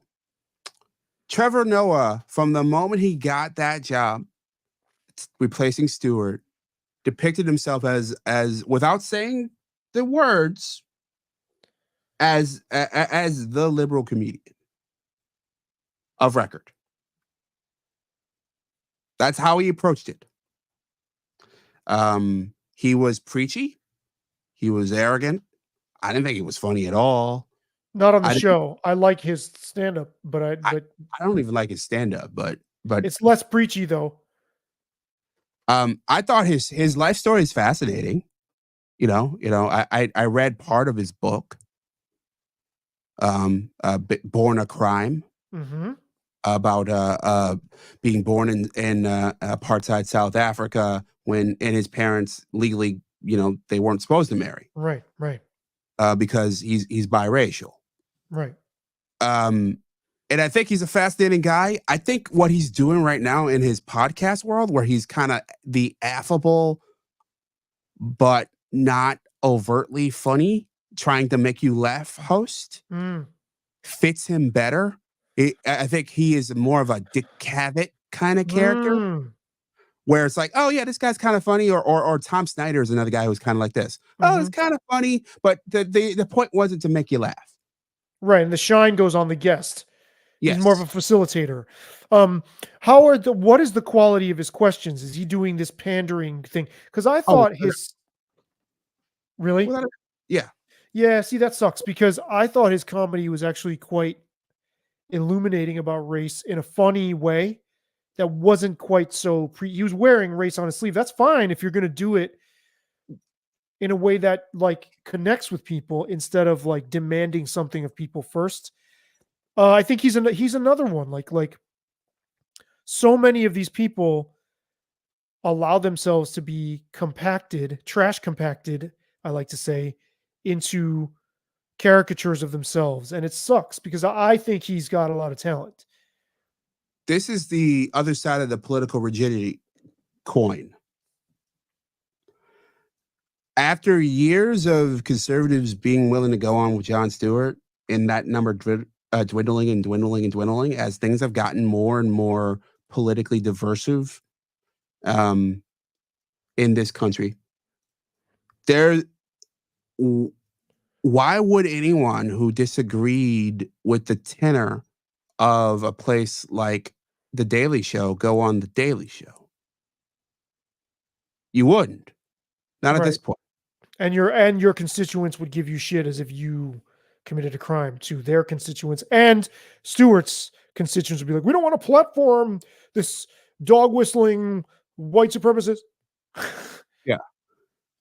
Going into the Lion's Den, which Jon Stewart did. No, not really, not in Lion's Den, but Jon Stewart went on with Tucker Carlson. Yeah. Infamously, right? He's the one who went on to hit, the old version of Crossfire on CNN with Tucker Carlson and I believe Paul Begala, and said that you guys are hurting us because you're too divisive. That guy created a world where the comedians were increasingly divisive, and the conservatives didn't want to go into that world at all. So the thing about Trevor Noah and his reign there, in any comedian that tried to walk down those footsteps, is that the world post Stewart, comedy wise, was so hard. It was so hard to get people of a different perspective to walk in those worlds, and the explosion of podcasts in other lanes for a guy like Chris Pratt, who leans pretty conservative, to go and talk to people who weren't gonna be mad because he's a Christian and a guy who digs shooting guns and all that. He could go places where he could speak to his people directly. He didn't have to go there. And then at the same time, you had so the place, the approach to comedy in a place like The Daily Show got more rigid, more left, especially in the Democracy Dies in Darkness era of Donald Trump and COVID. It sure does. And the peoples who print that on their masthead do not understand the fucking irony. But yeah, sure so as that stuff gets more rigid, then the left is like, hey, you're not even left. Like if you go watch someone like Saby Sabs, I don't know if you follow her. She's looking at places like The Daily Show in places that are kind of, they're left, the liberal kind of leaning, and they're like, no, you're not going far enough. You listen to a guy like Jimmy Dore, he's gonna be like, hey, you guys aren't going far enough. In fact, you guys are lapdogs of the emperor. He doesn't call them that, but that's Chomsky's. Yeah. Yes, that's their perspective.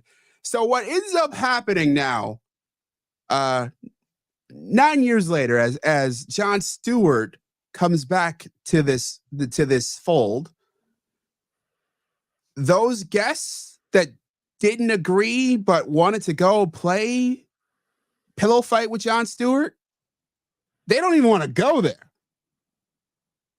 Those comedians who vied and badly wanted to host that show, they have their own lanes. They could go do their own podcasts. They could go to a place like Spotify and The Ringer, like Trevor Noah has, and actually have a show that fits him and his sensibility.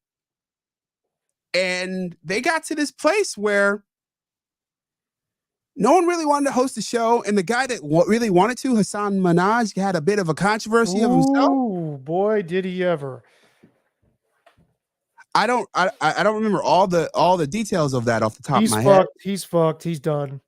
But I believe it was in the he lied about shit. He made shit up and then in his stand-up and then acted as if it was real. And then his statement to explain it, he came across as like seriously unhinged. Like it did not help him. And and they weren't willing to hand it to the other people around that wanted it. Comedy Central at the same time, Paramount and Comedy Central, they're being sold. So it's like, hey, like we're losing more and more money on cable. Less people are turning to us for comedy. Hey, if I want a comedy, I'm gonna go to YouTube. I'll go watch a stand-up on Netflix.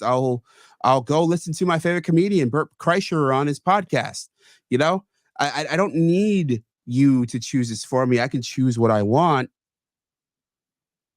So we land in this place where Jon Stewart, he's not connecting on HBO. He runs away on principle. And his baby is on the verge of capsizing. So he says, I'll give you 1 day a week for a year, and I'll be the executive producer. And welcome back.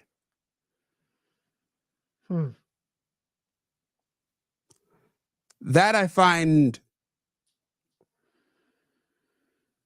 I don't think it's going to go well. It doesn't seem like he's poised to do well. It's kind of. Go ahead. Go ahead. No, please. You go ahead. Well, I'm more curious about what you. I think the world has moved. If he showed anything with his Apple TV Plus show, it's that he has become a pale imitation of an exaggeration of the thing that he created. He's made obsolete by his own innovation. His own innovation runs away and renders him obsolete, ironically enough. Yeah. It's, a snake eating its own tail isn't healthy. I don't think, I think the world of comedy is in a different place. I think it moves faster. I think it's more segmented. And I think we're going to see probably an immediate bump on Monday nights. They're going to have fill-in hosts for the rest of the week. That doesn't sound. It's This just not a winning formula, to me. The same thing happened with Rachel Maddow. Rachel Maddow left. She didn't want to do her show 5 days a week. So strangely enough, Comcast has paid her a lot more, somewhere in the rounds of $30 million a year to do less TV shows. So she's on 1 day a week on Mondays as well. They couldn't convince CNN couldn't convince Charles Barkley to try to do 5 days a week. So he and Gayle King are doing 1 day a week on Wednesday nights. That's not doing that well. Yeah, it's hard to build a brand that way, don't you think? A news brand and a TV comedy brand, yes. I think when you're trying to get a traditional audience that way, I think is very difficult. I think if these were online first shows, maybe they'd be fine. I think they do well, probably. But doing well online and doing well on TV are different animals. Yes, as we're seeing more and more and more. People used to getting a 5 doses a week. Just, I don't know. It's just hard. I just don't see how that could. And then you go back to the same show to watch somebody else do it instead of the person that you're a fan of that would have drawn you to the show to begin with. How do you retain an audience like that? I think his thought is that, the tone, like what they want is my tone. And as executive producer, I can choose people who just are molded in that same. Yes. Yeah, which is honestly, I feel is an indictment on the star making process of that show, of the place of Comedy Central in the ecosystem. And honestly, of Jon Stewart himself.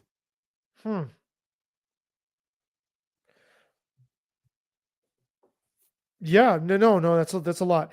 You keep talking. I'm gonna get up for a second, but I'll be right back. Yeah, But I'm sure. curious. I think that Jon Stewart, as I said a bit ago, an Ouroboros, a snake that eats its own tail, isn't very healthy. And what has happened with that show is that essentially. It was the clips that drove that show. It was the fact that they made the right look like fools that drove that show. Now, if you're on the right wing, why would you go anywhere near that? And I think we've seen this so far in the presidential races. On the right, you basically see none of them. Nikki Haley, Vic Ramaswamy, and Ron DeSantis, and the light, like none of them going anywhere near these traditional platforms, places like the Daily Show. None of them are showing any interest. They feel like that there's no need to that they're not talking to the people they need to talk to in order to bolster their chances. So if you're not going to reach your audience by sitting down with Jon Stewart, if you're going to do better by having Jon Stewart troll you and then making fun of his clip on Twitter or on social media, than it would to actually engage with him, because you feel like, and I think this is a true thing, you're not going to get a good faith argument or good faith showing. Why would you like it all of the superpowers of that show at its height have been stripped of it. And it's due to the world that is of his making. Right. Why would you go if you're not going to be appearing, if it's not a good faith offer to come and represent yourself in his arena? Yeah. Which leads to a larger problem. I think that's the kind of thing that probably hurt a guy like Ron DeSantis. I think that guy needed to throw himself out there more and win some of those wars with people who in lions dens. I think it also made some in the online commentary world too bullish on a guy like Vivek Ramaswamy or Robert Kennedy, just because that dude, they would go on any show. Dude, it's sort of, we're in this sort of strange funhouse mirror world where we don't know how and where to get discourse between the two main forms of orthodoxy in the country. So much so that the politicians themselves don't even know where to do it. Most they know that things are bifurcated, so they're going to go to the two bifurcated spots. You go to Fox News, and if you're Kristi Noem, the I think South Dakota governor, you're going to go there and you're going to get gushed on. If you're Gavin Newsom, you go to MSNBC, you're going to get gushed on. Like so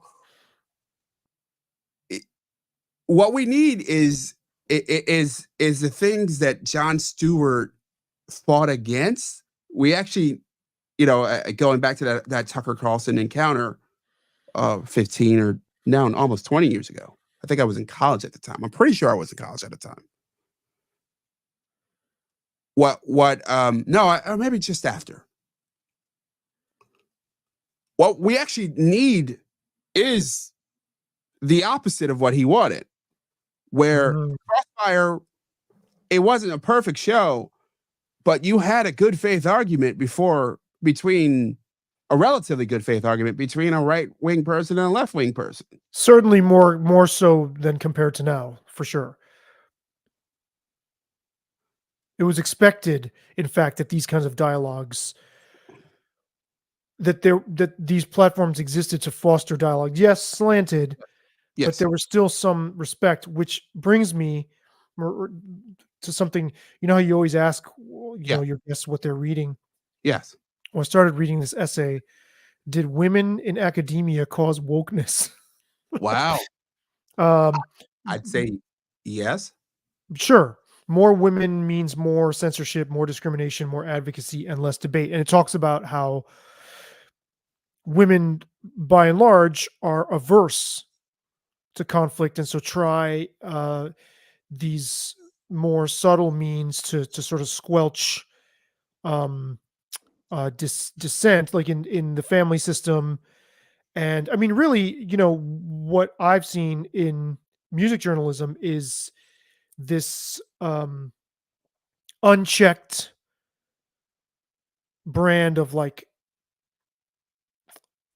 female social strategies to like destroy people's reputations. I mean, Jordan Peterson has pointed this out, in sort of a cartoonish way, but there is something to that. But this article takes that even a little bit further and a little bit broader. Yeah, I mean, and you reminded me because somebody says in a study that like back in the day, of like really old politics, it was just expected you'd go in and hash it out. There were venues for robust debate. Yeah. And where it kind of reminds me of like in school when they just want kids not to say hurtful things, instead of addressing why kids would be inclined to say them. They just kind of like, no. They kind of hush you.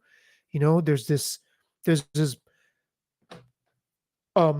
maternal bear hugging force that just wants to muzzle you instead of actually getting down into why. And yeah, I think there's something to what you're talking about. And now politics is like drowning in this. Now, I wouldn't put the politics thing all on women's tendencies either. I think guys No. love to fucking to rep their set and Sure. grab a spear and a sword for their tribe. And No, I think everybody played a role. I think definitely pushed hard on by everybody's pushed hard on it, and exacerbated those conditions in order to profit from them, which is really unfortunate. I do think people are craving something different and just don't know it yet. I do think if something like the next Jon Stewart, Mhm. I mean, Bill Maher has been doing this, but even more so, found a way to integrate, to really have better conversations that truly did reach across ideological boundaries. I think a segment of the public would end up eating it up because I think people don't realize this has been missing. I tend to agree with you. I think that that it is most people I never saw, like Donahue when he'd have like a Klans member on. Next to like somebody from the Nation of Islam, and they'd fight it out. Or the old school version of Firing Line, where you had, a conservative and a Democrat just, battle it out. Or there is this sort of lack of it's been so long that we actually had this kind of program exist. This kind of dialogue, this back and forth. And on college campuses, this used to be standard to invite controversial people Totally. to speak. And there's this inability to stomach that. And Team Red people have been making fun of Team Blue people as if the Team Blue people are the snowflakes, but as we see, it swings both ways. They are completely on the same fucking shit where they will. It's like they find it like contagious to even go near touching something, and if you do it, you're betraying them. You know, they're on the same exact shit. They're just as much snowflakes. So, yeah, how do we get past that? I think we didn't get this far as a species without being able to do some of that, some measure of having to face people who have what appear to be irreconcilable differences from us. So I feel like that's just waiting to be reawakened. I hope. I hope too. So Saby, you mentioned what you're reading. What are you watching? What are you hearing? And then let's get out of here. I mean, it hasn't really. Let's see. Is there anything? I'm reading that essay. I'm reading a Substacker named Catherine Brodsky, who's me too. Okay. Yeah. Very cool. And she just posted. She just published a book, and I'm sorry, the name escapes me right at this moment. I might even have it in front of me, but she's got a Substack post that's titled "Why You Shouldn't Apologize," and it echoes a lot of things you've said to me privately. You know, it echoes a lot of what I've thought privately. That, you know, if you ever find yourself in this situation, you cannot. The book is called "No Apologies." Her book. You can't beg for your life. You just can't. You just have to say, like, and take the slings and arrows, which are going to be hard, but you're way better off doing that. And I agree with her point. And it echoes a lot of what I've say in my Pitchfork clip that I'm about to post. We have to renormalize this sense that we need to reclaim, just by saying it, I don't subscribe to that. We have to take back what is our dominion and remind people, like, I don't care where you're coming from. You do not have the right to try to leverage some moralistic principle into try to browbeating me into believing or even repeating what you say. Whether it's Team Blue people on the one hand saying, you know, talking to you about race and women and trans lives and all this stuff, invoking these weapons to try to force you into compliance, or whether it's Team Red people who are talking about God and country and family and you know, old-fashioned values, trying to like muscle in on you. You can say, I don't subscribe to that, and it instantly snaps people back into like, oh yeah, I don't have the right to force this person. So the name of her book, No Apologies: How to Find and Free Your Voice in the Age of Outrage. What do you think of her writing? I think she's interesting. I think forceful, thoughtful, incredibly smart. I think you said it better than I did. Yeah, so I'm eager to. I'm going to try to talk to her. Maybe we should. Yeah, see if we can do that together. Yeah, I'd love to do that. Yeah, I want to get a copy of her book, and I mean, we people need to. She's right. Like, and you and I have felt this too. Mm-hmm. But I mean, I've had a statement ready for years now. Yeah. In case, you know, and which would be like, I'm not owning anything that I don't feel the need to apologize for.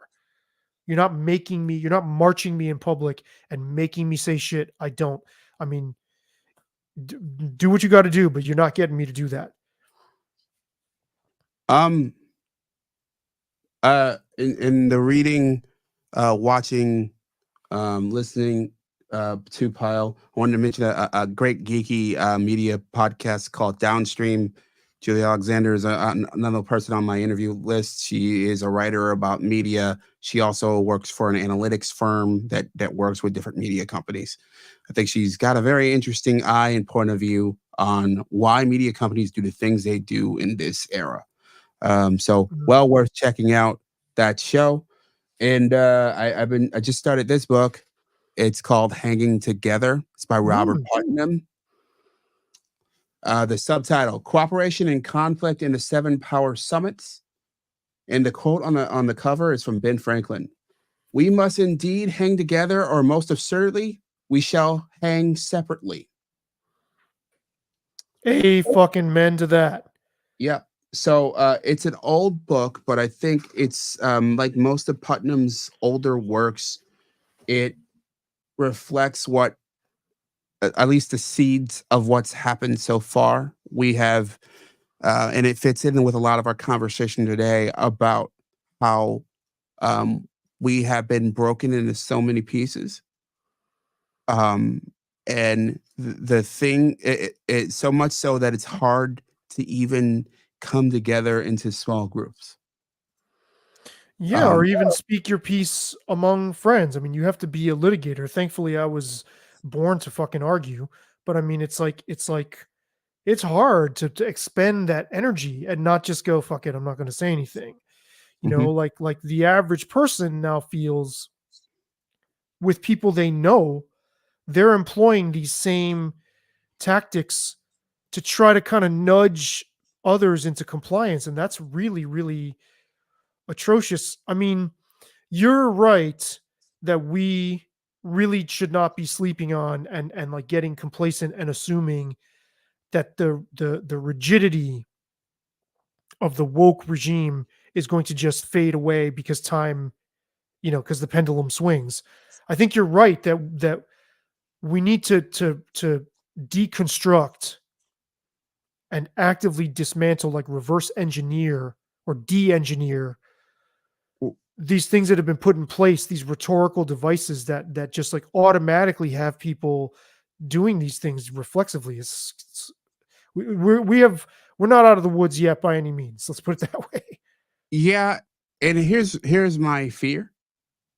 That old phrase about every action has an equal or larger reaction. I think my fear is that you end up with when that rubber band slaps, it's gonna be massive, and it might be really, really bad. What do you think when you say bad? What are you picturing? Meaning, I'm a big free speech dude. The next regime may be as bad, only coming from non-wokeness. A different angle, but the same, different flavor, same fucking taste, or whatever. Yeah, that we may be just in a ping pong era where we use the same tactics to just by promote different gods. Sure, and it's amazing how much these two brands of, or these two strands of orthodoxy mirror each other's behavior and see the excesses of the other as license to embody those very same excesses. It's quite remarkable. And look, I'm just hoping that I'm glad you're reading that book. I think once people encounter an alternative to this, they will go, oh my God, I didn't realize. It's kind of like if you were eating like pork rinds and potato chips for like weeks and drinking beer, and then you go and have a good meal and your body's like, wow, I really didn't realize how much I needed this. It's like that. Let's hope. We'll be here until they come to round us up. Well, Saby, that's the end of the road. Thanks for everybody who watched. We got up to a good number of simultaneous streamers at one point, and now we're down to 2. So shout out to the 2 people who are here to the bitter end. Pumped about that. So I'll see you in a row. Yeah, Down the man. road. Thanks a lot. Yep.